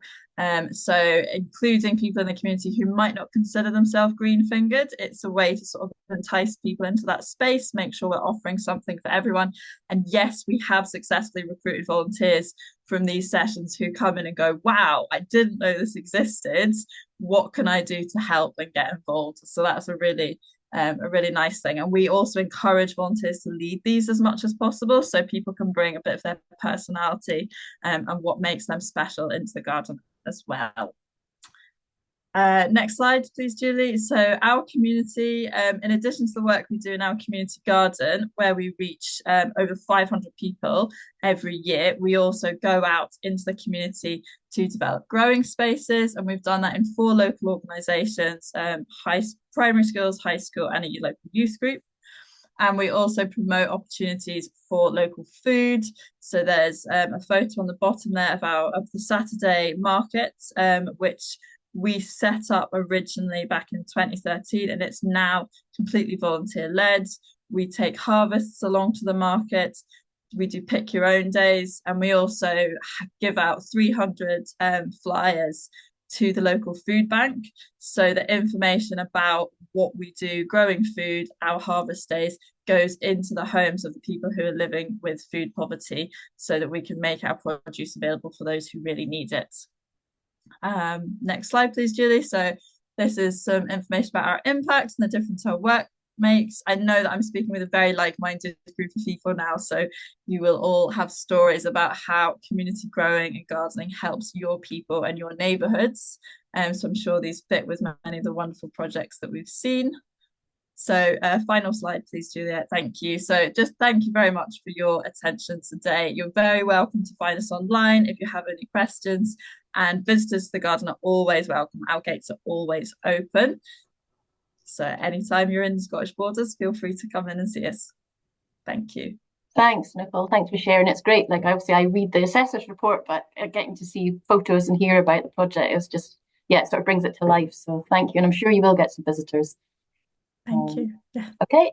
Next up, we have Chris Waddle from one of our new It's Your Neighbourhood groups this year, the Robert Burns Birthplace Museum Sustainability Group, to share with us what their volunteers have been getting up to. So over to you, Chris. Thank you, Julia. I hope you can all hear me okay. I'm here today with my colleague, Luke Sargent, who's our head gardener here at the Robert Burns Birthplace Museum. And we've just newly joined uh, the It's Your Neighbourhood network. This is our first year in it, and we're very pleased to be sort of inducted into this broader family, as it were. We're a wee bit different because, of course, we're a part of the National Trust for Scotland. It's a huge heritage and conservation body, but volunteering is a huge element of what we do. And our sustainability group here at the museum is made up of members of staff, myself and Luke included, our facilities manager Gavin, but also a significant number of our volunteers as well, and a great many of them help in managing our gardens and green spaces here. One of the things that we sought to do through this sort of longer ongoing project was try and turn the Burns story into something that was a wee bit more sustainable. We are a huge museum building. We have people travelling here. We've got quite a high carbon footprint, so we wanted to redress some of that. And of course, Burns himself is a poet who draws constantly on the natural world around him. Much of his poetry, whether it's politicised or it's the love missives to the women in his life, it's underpinned by the most wonderful nature poetry delivered in our native Scots tongue as well. So we felt it was important to improve the site, to make it more amenable for a great many of the plants and animals that Burns mentions in his wonderful poetry. If you look at the images there, you'll see a couple of shots from a small holding. These were actually from a couple of years ago, but this is still ongoing. It's still something that Luke and his guys do. The wee quotation there, those that sit the dew alone make the butterflies thy own. That's from Verses in Friars Carse Hermitage. It just shows you how Burns constantly draws on nature to get his messages across. And you'll see the man himself there in glorious wicker work, all 16 foot of him, striding through the small holding that he and his father used to farm, reading, I like to think, a volume of his own works. Burns, never a man to undersell his own genius. But this is a simple nectar-rich mix that Luke tried in that space. It works wonderfully well with the artwork, but of course it improved it massively for our pollinators as well. And that's what we wanted to do. We wanted people to come to the site and to think about those wonderful words of Burns and to see the landscapes that inspired him as a boy when he lived here in Alloway. Could we go to the next slide, please, Juliet? So a number of years ago, we undertook to take part in the No Mow May campaign. So not mowing throughout of May, the month of May, and allowing some of our grassland areas, these were essentially improved and amenity grasslands, to try and come back to something which was a wee bit more naturalistic and friendly towards pollinators. Our BBM, that's us, the Robert Burns Birthplace Museum, we're one of several NTX sites which take part in this initiative on an annual basis, and this year, 2025, it's the fourth year that we've done it, and like a great many of the other projects we've heard about today, it garnered a lot of positive commentary and quite a lot of negative as well. It's a thing that we see quite commonly. As soon as you let a previously quite closely managed area become more naturalistic, it does garner negative comment and a lot of comments about us trying to save money and things like that. Well, yes, we're a charity and saving money is not a bad thing. So if we can save money whilst improving an area for wildlife, we can then use that money in other areas of our operations to improve them for our visitors and for nature and biodiversity as well. But one of the things that we decided to do was simply let folk know why we were doing it. So we used these little signs that you can see there in one of the images, and we put these out, just little temporary signs. They're there for a few weeks. And we found that as soon as we put them out, and Luke will back me up here, the negative comments just started to dissipate because people then realised why we were doing it. It wasn't just that we were cutting costs and trying to save on people's membership fees or that we had lazy gardeners. None of that's true. It was actually all done as part of this broader initiative to try and improve all our sites in the National Trust of Scotland for our doorstep biodiversity. And it's one of these things actually that's been commented on by our visitors from abroad, our American and North American visitors particularly like this. And some of the species that emerged out of what I can only assume was a latent seed bank were knapweed, which was Centaurea nigra. It's great for bumblebees, and oxeye daisies, bird's foot trefoil, fox and cubs, lady smocks, and Luke found some early marsh orchids that had come up on the site. So in amongst all these sort of fairly common species, there was one or two real superstars as well. And that made us immensely happy. It encouraged us. We thought we're really doing the right thing and going in the right direction here. The quotation that you can see on the slide just now, this cultivated the latent seeds of poesy. Rather flowery, pun intended, but this is from a letter that Burns wrote to Dr. John Moore in 1787, and it refers very specifically to his time here in Alloway. He spent the first 7 years of his life here, but what he's saying with this quotation is he felt that the nature of the place, the landscape, the language of the people around about him had set him on that path to becoming a poet. And that's one of the great messages we want to get across. You can be inspired by nature. I'm not saying that everybody that comes here is a potential Robert Burns, but I like to think that people will come here, they'll find one of our quieter green spaces. It may inspire them to put pen to paper, whether it's to write poetry, whether it's to make sketches. You know, this is a cultural centre, but that doesn't mean that we can't encourage nature around about us. This is where our natural and our cultural heritage start to interlock, and I think it's something that we've got quite good at over the past few years. So these are some nectar-rich areas that you'll see at the museum entrance. These are from 2024. Unfortunately, the drought in the early part of this year made the displays not so good. But what you can see here, you can see the one in the bottom image there, it's a sculpture of a crow taking flight. So naturalistic plantings can be used to enhance areas. This had previously been just sort of plain amenity plantings before, but what we've done is create an area that's massively colourful, but beneficial to wildlife. And a very well-known quotation there, but pleasures are like poppies spread from Tam O'Shanter. So Burns is drawing in nature all the time. So Tam O'Shanter, a poem about drunkenness and witchcraft, but it's underpinned by the nature that Burns sees around him. Could we go to the next slide, please, Juliet? This is a thing that's not really part of the project, but it's worth mentioning from the outset when we opened as a museum some 15 years or so ago. The building itself, it's very different from most of the buildings in the National Trust for Scotland in that it was a new build.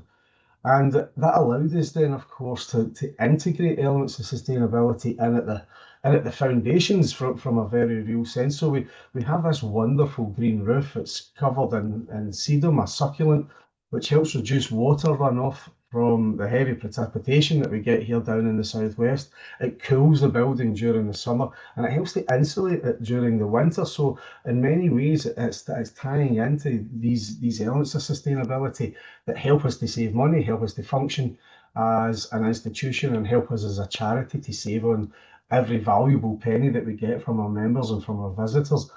But it's worth mentioning as well that every year without fail we get oyster catchers nesting up there, and this is just above me where I'm sitting in my office, and it's something that really heralds spring, and it's a wonderful thing every year when I hear that first beep, beep, beep, beep, beep noise, and I think, great, they're back. And it's just an added element to the site that our visitors and indeed our staff and volunteers can enjoy. Could we get to the next step, please? Juliet, thank you. So the green spaces and outdoor areas that we have here can be divided roughly into sort of three main areas in terms of how they're managed.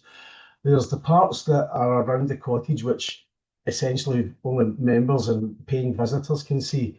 And then there's the areas that are open during our opening hours, like the monument gardens, which are free to enter and free to access for anybody who's by, and that includes the curtilage and the gardens around the museum building itself. And then there's the Poet's Path, which is open all the time, all year round, 24 hours a day. And it's a linking path with a number of sculptures on it that link the significant built heritage that we have here, including, of course, things like the Old Kirk and the Brigadoon, which feature so prominently in Tam O'Shanter. And these, of course, are part of our no-mow areas as well. We've introduced a more naturalistic approach to hedgerow management there. We used to batter it back, quite severely and significantly, give it a skinhead every few weeks during the summer. But because we're a conservation body, we have to pay heed to things like nesting birds, so we take a far more sensitive approach to that now. The quotation there, ilk cowslip, cup shall keep a tear. I put that in there because this whole project kind of started about 12 or 13 years ago when I started work here, and I was walking along the Poet's Path one day, and at that point it was very closely managed, just a kind of green billiard table, and I noticed these little yellow splodges on the grass, and I went to investigate, and it was cowslips. It was a remnant population of wild cowslips, and I was absolutely thrilled with that. So I had a word with our gardening team, and I said, could we leave these little strips here? The little strips got bigger year on year because the cowslips got an opportunity to spread, and it started to snowball into this project that we have now. And I have to say, it's something that we do comment on. We received quite a lot of very positive comment on.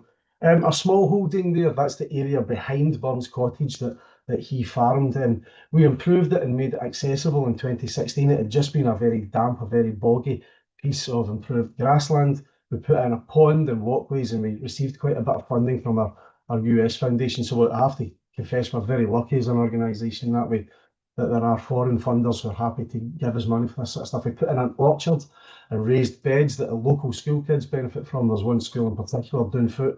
They come in, they manage some of the raised bed spaces for us, but they harvest the apples from our orchard, and we've got an old-fashioned hand-cod apple press, so they make apple juice in the little building you can see in the top image there. We do that every autumn. It's a fantastic project. We've had phased native tree planting, and of course the nectar-rich areas which we added in 2022. And our big pond there is wonderful for wildlife.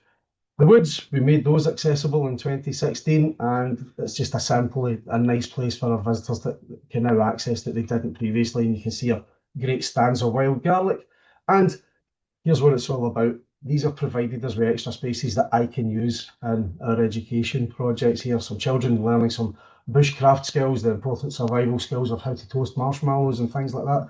And it's worth mentioning, folks, at this point that through becoming involved in this strand of what Keep Scotland Beautiful does, I'm now doing some joint delivery workshop programmes with your learning folk next spring, some online sessions to look at the Scots language and how we use it to describe nature and things like that. So it's growing very pertinently as a project. Thank you all very much. Thanks so much. And yeah, again, it's somewhere I've not been, so I think I'll have to have a visit, come out and see fantastic projects and getting volunteers involved in that as well. It's great. Okay, last but by no means least, we have Tom Campbell from Brighterbury up in Aberdeenshire to share an inspiring project, which was a runner-up in our Gardening for Health and Wellbeing Community Award this year. Over to you, Tom. Hopefully, Tom, I did see him earlier. Tom, are you there?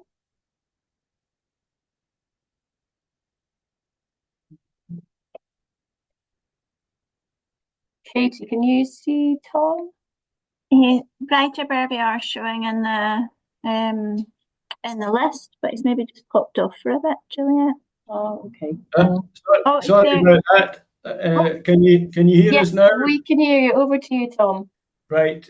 Welcome everyone to the Milltown community in Arbuthnot. We've set up our broadcasting studio in the garden cabin, and I'm joined with a number of staff and community members here to tell you our experience in the past year. We started off with, this time last year, with a very negative message. The council, who had supplied allocations of bedding plants to all the communities for volunteers to plant them out in street planters and flower beds, due to rising costs and budget cuts, axed the scheme. By good fortune, the Kincardineshire Development Partnership had set up a community growing network of all the growing groups in this southernmost part of Aberdeenshire. And Grow Mearns was what came out of that. When we got the setback with our withdrawal of plants, we got together and were fortunate enough to get a grant from Community Health and Wellbeing for £1,200, which enabled us to buy 4,500 plug plants and a ton of compost. And key to the project has been the involvement of the Milltown community in Arbuthnot, who hosted us in their new polytunnel and got their sleeves up along with community volunteers, potted up the plants, got them distributed to the communities, helped to plant them there. So the slides will show you the various activities as we went through the spring and summer.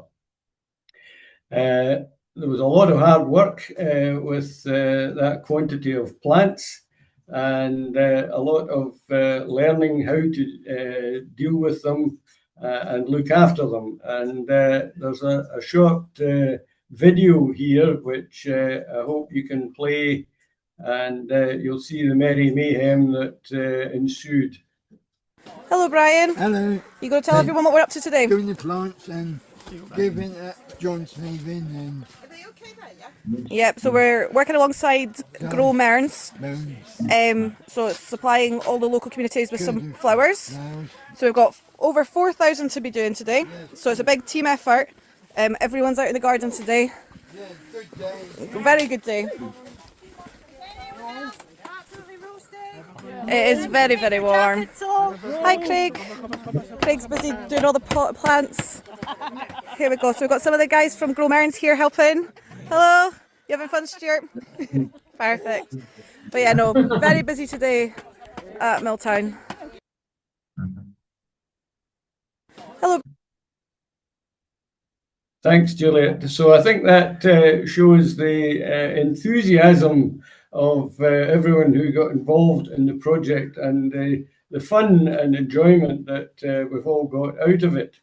This slide is showing the next stage of the work, where we took the plants to the different communities and got them planted out in their locations and fairly brightened up the places for visitors and residents. This slide shows at the top the in the village of Gurdon, where the railway used to run through it. They've got a lovely mural, and all the bedding plants are planted along the bottom of that. The lower picture is the Cutty Sark Memorial in Inverbervie, yes. And that is also planted up with the plants that were grown here.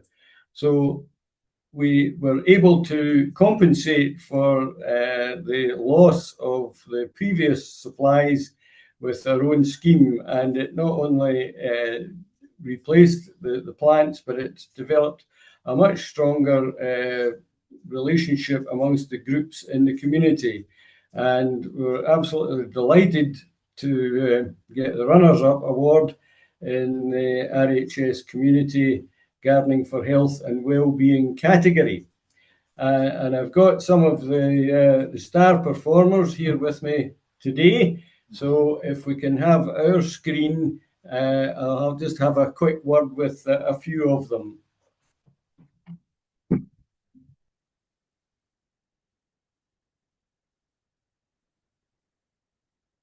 First of all, I'm going to ask Richard here, who's the gardening supervisor, if he could come forward so that he's on the camera. And Richard, what do you think that Milltown got out of working in this project? Well, the most important thing probably is we got a lot of fun out of it. The days, as you saw in the video, the days when we were all got together to prick out the plug plants with all other people from the local community joining in. Mind you, it was a glorious sunny day, which helped. But it was a really nice day, and it really was one of the days that's just what Milltown community really stands for. It's the opportunity for people who have a disability to be involved in a useful, productive activity, to engage with the local community. So we're not just shut away in Milltown, but we're actually part of and seen to be part of the local community. And it really was, yeah, it was great. It was one of those very special occasions. And yeah, and then when we could go out into the local communities and help them to plant the plants, that also was very good, very nice. And then later, because we all live locally, so we could watch as over the spring and into the summer how the plants were growing and enjoy them in the various places that they'd ended up. So yeah. Right, thank you very much, Richard. I wonder, actually, if you would like to tell us about what you did in the project. You want to just come forward here so that you'll be on the camera? Right, actually was one of our stalwart helpers. So what jobs did you enjoy most, Ashley? Watering the plants. Watering, right. And there was certainly a lot of watering to be done because it was so hot and sunny at the time, but that was very good for the plants, wasn't it? And did you learn anything new when you were doing it? Did you like seeing all the different plants that we had? Yeah. Yes, they weren't all the same. There was lots of different types. And what else I think you learned how to look after the plants as well, didn't you? Yeah. So will you have a go again next year, do you think? Yeah. Oh, that's good to hear. Right, thanks very much, Ashley. Now, Brian, yes. Do you want to come forward? What we Love the Christmas jumper. Oh, thank you. Brian, you were featured heavily in the little video clip. Yes. What was it what was your special task? I like doing all the plants and make it all nice and do a lot for it and run the trolley and put it all in and put it round the back. Yes, I think you did a lot of very hard work and you got very good at handling the plants. You were very careful, didn't you? How did you pick them up? Very gentle. Yes, you had to be very gentle in looking after the plants. And so that was something we're very grateful for all the work that you did. I'll have to do that again. Right. Or next time. Okay, we'll sign you up for next year. Thank you. Now, maybe Duncan will come and tell us about what he did. Duncan, what was the main thing that you did with the plants? Taking them out. Yes. In the pot. Yes, you did the transplanting from the plugs into the pot to make them grow up. Yes. And then what did you do once they were in the pots? What were you? Watering. Yes. You were a star at the watering. But I think you enjoyed watering more than the plants, didn't you? Yes. We all had to be very careful when you were around or we were going to get a cold shower. Yeah, I'm sure everybody put down, but my petrol. Right. Well, thank you very much, Duncan. So I hope you all enjoyed our little story, and thank you for the opportunity to share it with you. Thank you so much, Tom, and thank you everyone for being brave enough to come and share why you take part. Yeah, massive thanks, round of applause for that. It was brilliant, and what a great successful project, which I'm sure other places who've similar budget cuts from their local authorities could learn from you guys and just see what positive result can come out of you coming together. So we've got some quick support and resource sessions. The heritage one we're going to not share because we're running quite far behind time. So we'll send the slides out for that. And I would ask, the slides up again, Heather, and if you can do a quick run through your support and resources so we don't go too much over time. So first up, I'd like to welcome Gillian from Scottish Wildlife Trust. Okay, hi everyone, and thanks for having me today. My name's Jill, I'm the Engagement Manager at the Scottish Wildlife Trust, and I'm just going to very briefly, as quickly as I can, talk a little bit about how the Trust has shifted its focus in recent years towards supporting communities to lead action for nature, and then I'll also introduce some of the resources that we've got on offer at the moment. So just very quickly, a bit of background, for the past few years, the Trust has been trying to move towards what we're calling a community organising approach to nature restoration.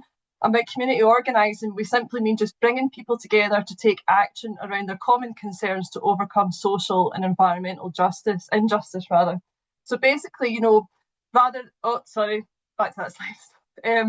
So basically, rather than us as the conservation organisation, the so-called experts coming in and making changes or telling people exactly what to do, we're trying to spend more of our time actually supporting, people like yourselves, so local communities, community leaders, to bring about the change that they want to see for both people and wildlife. Because, we think that in a lot of cases, that's going to be a far more effective way of ensuring that the change that benefits nature is going to be effective and long lasting. Okay, next slide, please. Thanks. So this strategy, it kicked off in 2022 with the Next Door Nature project, which was a 2.5-year funded project by NLHF, and a big part of that was the development of the Pioneers programme. So this was a free 6-month programme for community leaders, people that are already established, also people that are aspiring. We did it in sort of 4 different cohorts in different parts of the country, and it was a mix of online learning, there was webinars, in-person events, and then also some support to carry out a really small community project. So we had people doing things like little mini orchards outside community centres, people setting up planters outside scout halls, someone set up a sort of community adopt a bird box scheme, loads and loads of different things. Next slide. And then also the other part of the Next Door Nature project was the development of this community action website, which has got a couple of things on it. So one of the things is we've got lots of different case studies. So they're a mix of podcasts, there's some videos and articles about really inspiring community projects, people like Pollinator Friendly Simonton in Ayrshire or Hamilton Hill Clay Pits Nature Reserve in Glasgow. And then the website has also got a library of useful resources on a whole load of topics, including practical conservation work and also, the more kind of logistical stuff. So there's stuff on there about how to make a wildlife pond, how to make a wildlife meadow, but also, how to apply for funding, how to set up a community group, that kind of thing as well. Next slide. And, Next Door Nature, it was just such a rewarding and inspiring project to be involved with. We met so many incredible people, some of them actually on this call today, not just the people that actually took part in the programme, but also a lot of the community groups and organisations that kind of helped us along the way. So now that project has ended, our kind of focus has been on how do we not just keep up the momentum and maintain those relationships that we built, but also to try and expand it and build a bigger network of people who are taking action for nature all across Scotland. So we've got a few different resources. So first of all, the online learning that was part of the Pioneers programme is now completely open and free to anybody. It's designed to be like an 8-week course, but it's entirely self-led, so people can just work through it at their own pace. And it's got a lot of this kind of similar topics to the community action site, but it goes into a lot more detail and it's quite interactive and so on. We're also running regular webinars throughout the year, which are also open to anyone. The last couple were on how to organise a successful community BioBlitz event. Another one was on litter picking, which I'm sure a lot of people on this call know all about. And then we also kind of did a little pilot of some in-person events in Glasgow this year that worked really well. So hopefully we'll be doing more in-person events throughout the year next year as well. And then lastly, we've also got this online community hosting Basecamp. And all this stuff is essentially open to anybody who wants to organise action for nature. So whether you're someone that's already really established and doing lots of stuff in your community, or you're just someone that's literally just really passionate about wildlife and nature, wants to do something but doesn't really know where to start, all this stuff is for everyone. My last slide is just where you can find out about all this stuff. So I'll post the link in the chat as well, actually, if that's okay. But we've got a kind of landing page. If you go to scottishwildlifetrust.org.uk/community action, you'll find links to all this stuff, as well as where you can sign up to our mailing list. If you want to get notifications when we're organising a webinar, an in-person event, you can sign up to that mailing list to find out more. But there. Hope that was quick enough. Thanks. Thank you, Jill, and sorry I had to rush it. But no yes, problem. in our autumn newsletter, we had an article from you, didn't we, Jill, in there? So if you look back at that as well, there's more information there, but some amazing free resources. So thank you for sharing them. We're now going to run through it. We will, like I say, we'll send our heritage slides out to you all. So now I'd like to welcome my colleague Heather to tell you about our litter and cleanup campaigns. Great, thank you, Juliet. So yeah, my name's Heather Ashworth. I am part of our campaigns and social innovations team, and our focus is on tackling litter and waste, which is one of Keep Scotland Beautiful's key aims. And I'm going to take you through a really quick whistle-stop tour of some of the work that we do to support Scottish communities tackle litter and waste. Next slide, please, Juliet. I'll start with our Community Litter Hub, which is an action that came out of the National Litter and Fly Tipping Strategy for Scotland, and that was published in June 2023 by the Scottish Government, and we are a key delivery partner on the strategy action plan. One of our key litter actions was that we're working on the provision of a Community Litter Hub, which is essentially a website that was launched recently that is full of information and resources from Keep Scotland Beautiful, as well as from a range of different organisations. And the idea is that it can support individuals, businesses and communities to tackle litter and littering behaviour. We're now on the third year of the strategy, and we're continuing to work on the hub, improving it where we can and updating information, particularly around fly tipping and marine litter this year. Next slide, please, Julia. So this is just a really quick look at what you might see if you were to go on the hub.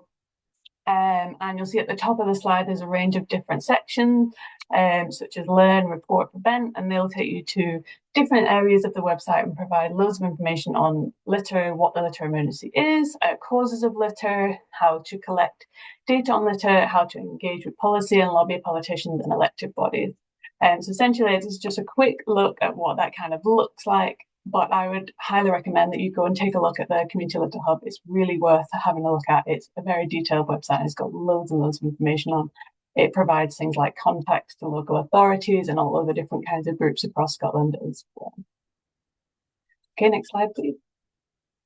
So just quickly, another action as part of our National Litter and Fly Tipping Strategy work is to engage communities to provide input into the strategy and on the actions that we're taking part of, and to make sure that community voice is there. So in order to do that, we set up our community reference group, and that engages a number of community representatives through meetings and surveys.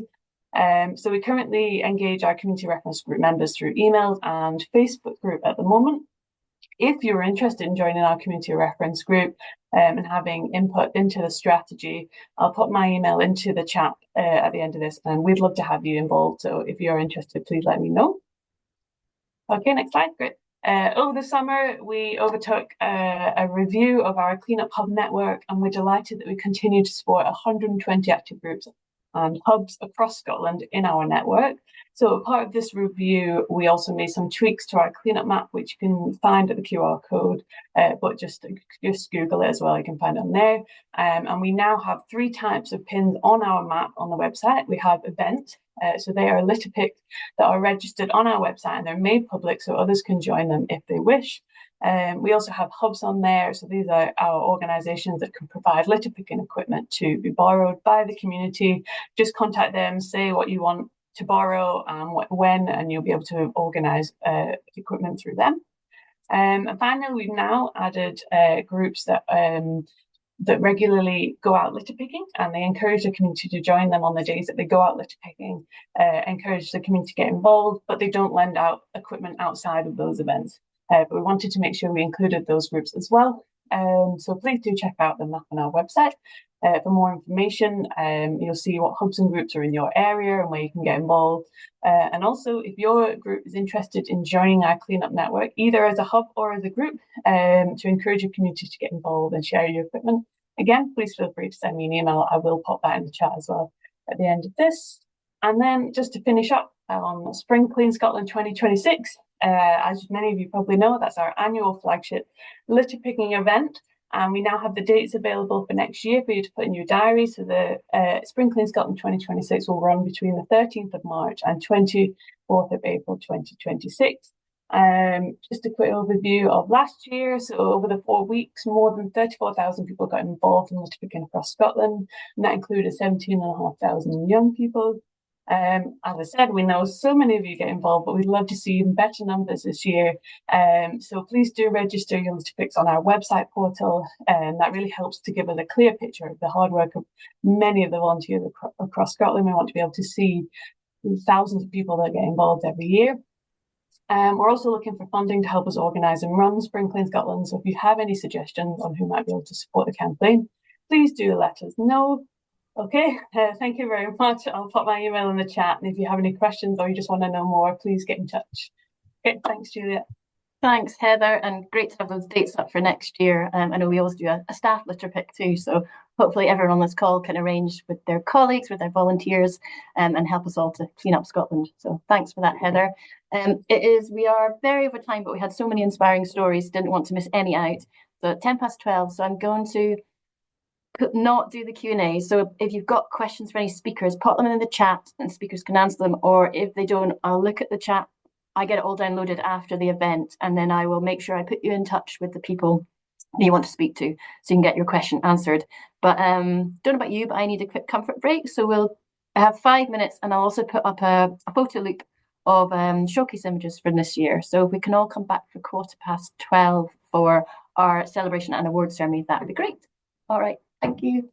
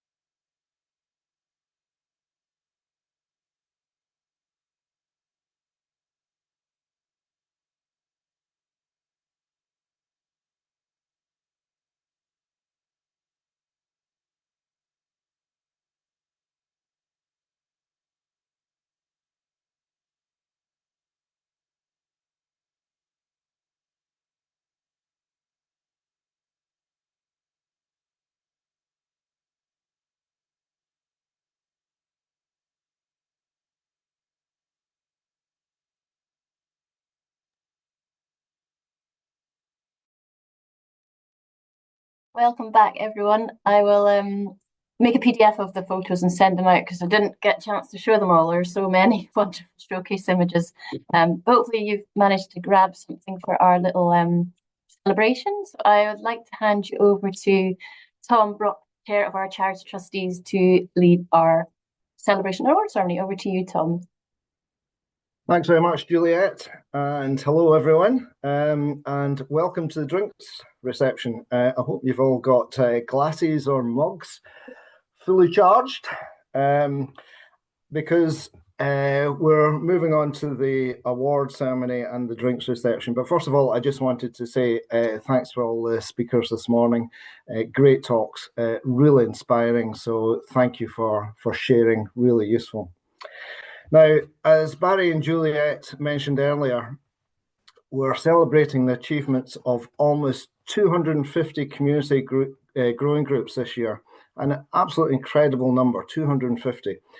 It's wonderful to see our climate and nature-friendly communities network continuing to grow, and I hope you all feel part of this big family. It's a wonderful big family. It's a word that's been used a few times today, actually. It very much is a family. So I hope you feel very much part of it. Now, in terms of first toast, I'd like to raise a toast to all of you and to those who couldn't make it today. Really, on behalf of everyone at Keep Scotland Beautiful, thank you for everything you do to make your part of Scotland cleaner, greener, more sustainable, and a lot more beautiful. So, toast yourselves. Here's to you. Thank you.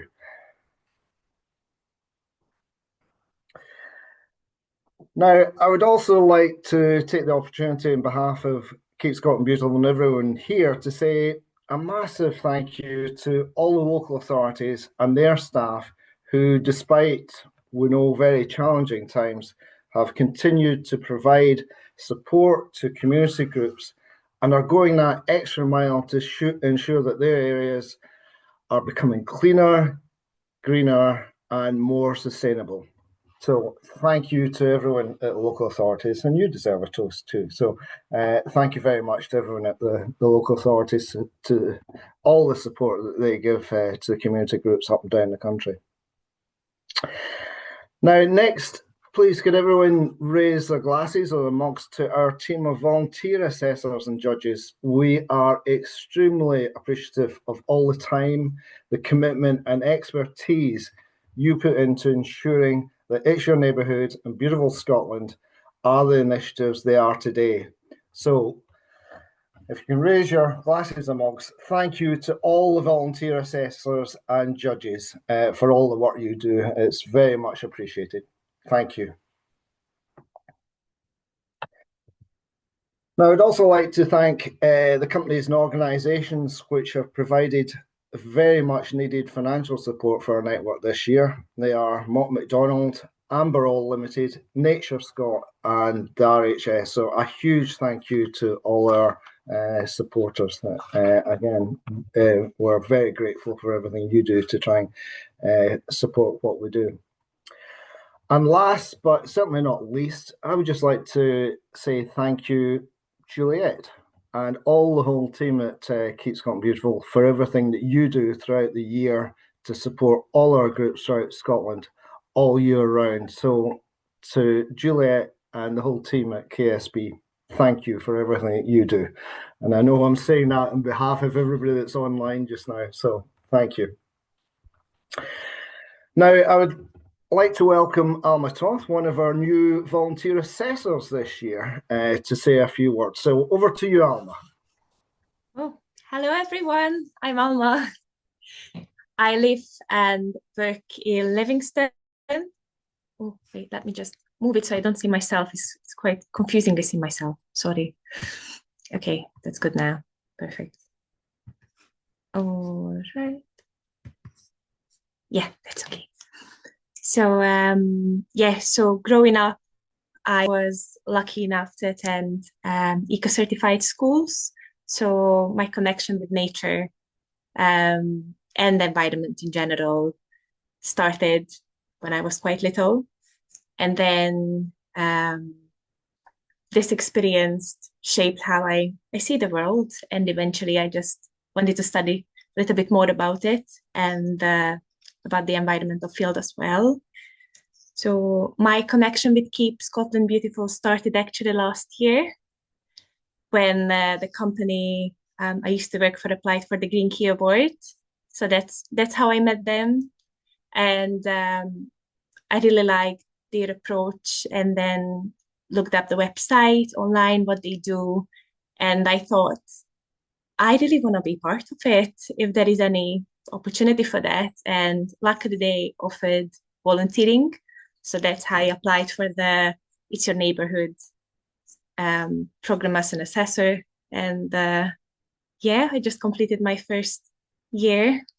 So it was wonderful. I visited so many communities, and it was really inspiring to see what people can achieve, even if it's just a little amount of people, and hear the stories and their plans for the future, the hardships and how they overcome over those things. And it was just lovely. And yeah, if anybody is thinking about joining to be a volunteer, I truly recommend, because it's really good for yourself as well. It inspires you, and it's leaving you in a good mood. Every time I visited a community, I left with so much hope that, oh, there are still people out there that thinking about things I like to, and inspiring others. And yeah, there is hope.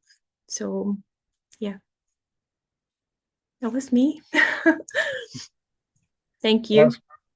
That's great, Alma. Thank you so much, and thank you for everything you've been doing as a volunteer assessor. And we're always on the lookout for new volunteer assessors. So as Alma said, if you'd like to find out more, please get in touch. Just get in touch with Juliet. That's the best way to do it. So thanks again, Alma. Now, on to the moment you've all been waiting for, the awards ceremony.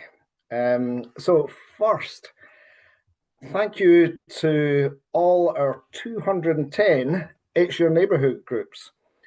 Well done to everyone involved in each group, and thanks again to our volunteer assessors for supporting you all. So this year, we are delighted to recognise, first of all, seven groups with a certificate of recognition, 3 groups with a level 1, 8 groups with a level 2, 25 groups with a level 3, 58 groups with a level 4, and 104 groups with a level 5. Again, congratulations to you all.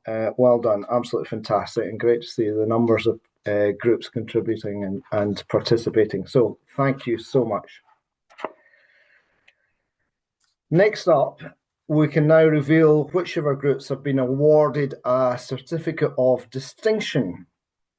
These are awarded to groups who have consistently grown and improved over the years of taking part, and have participated in It's Your Neighbourhood for at least 4 years and achieved the outstanding level this year, or moved up at least 2 levels since first entering. And we're delighted to announce that an incredible 80 groups have been recognised this year, and these are going to be revealed in the next 8 slides in alphabetical order by local authority and then group name. So I'm not going to read out all 80 group names, but Juliet will slowly go through all 8 slides so that you can read them all on the screen.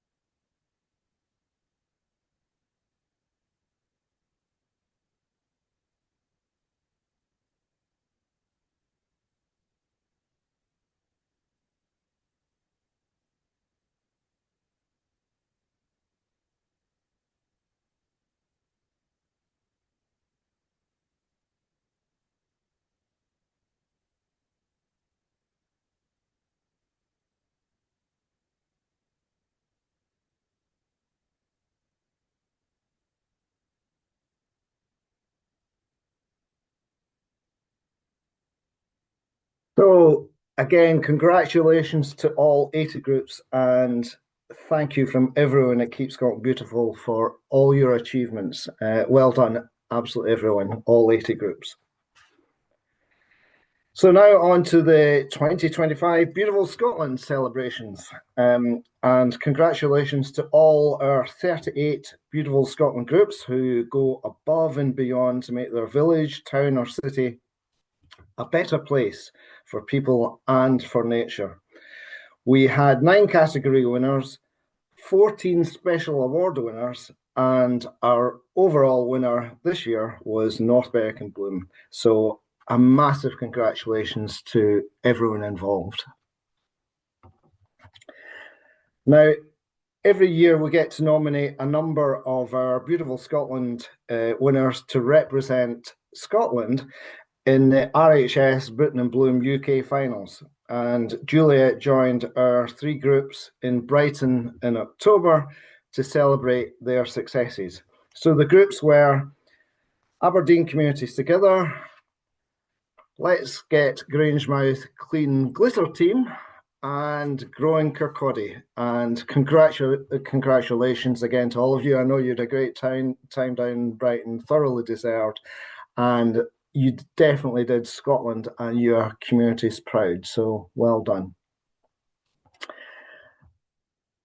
Now on to the 2025 Scottish Community Award winners, and the awards recognise a wide range of our network groups who excel in a specific area. They celebrate the work that groups are doing in the context of our changing world around the most pressing issues, including biodiversity collapse, the increasing importance of a connection to nature for well-being, and the changing climate. So congratulations to all our 5 overall winners, and you can see them on the screen just now. So congratulations. Now on to our 2025 Nature Scot It's Your Neighbourhood Pollinator Friendly Award. And we're delighted that for the 8th year running, we have a partnership with Nature Scot that enables us and Nature Scot to showcase and celebrate our group's positive action for pollinators. And I'm delighted to welcome Jim Jeffrey, Pollinator and Biodiversity Strategy Manager at Nature Scot, to announce the winners of this year's Nature Scot It's Your Neighbourhood Pollinator Friendly Award. Over to you, Jim. Hello, thank you, Tom, and greetings from a very wet Perthshire today. Thank you very much for the invite and a chance to congratulate so many good pollinator-friendly projects. Next slide, please, Juliet. So, as you said, Tom, in your introduction there, this is the 7th or 8th year that we've been running this award. And the aims of the award are very clear: to encourage actions across communities that will help our pollinators. Next slide, please, Juliet. I have to say, I really enjoy reading the entries. Without exception, they're interesting and inspiring, and they tell great stories, great people behind them, and of course they deliver great results. Next slide, please, Juliet. I'll share a couple of practical tips, if I can, which might help some of the groups who are embarking upon a pollinator-friendly journey. I think the main things to think about are things like having variety in your green space, having something in bloom from early spring right through to late October, and if you can, perhaps giving some thought to providing for the entire life cycle of our pollinators. And by that, I mean thinking beyond flowers towards things like suitable nesting sites and overwintering patches. So I've popped up there on the screen 1 or 2 tips. Okay, next slide, please, Juliet. The potential results of following some of those tips are that you really are providing for bees and other pollinators And if I can also say, I think we'll have good fun along the way. Gardening for pollinators, helping pollinators, it can be really rewarding. And I think that's come out in several of your talks earlier today. Next slide, please. We had interesting entries this year. Juliet and I enjoyed judging them. One of the things that I thought was particularly nice was seeing the geographic spread.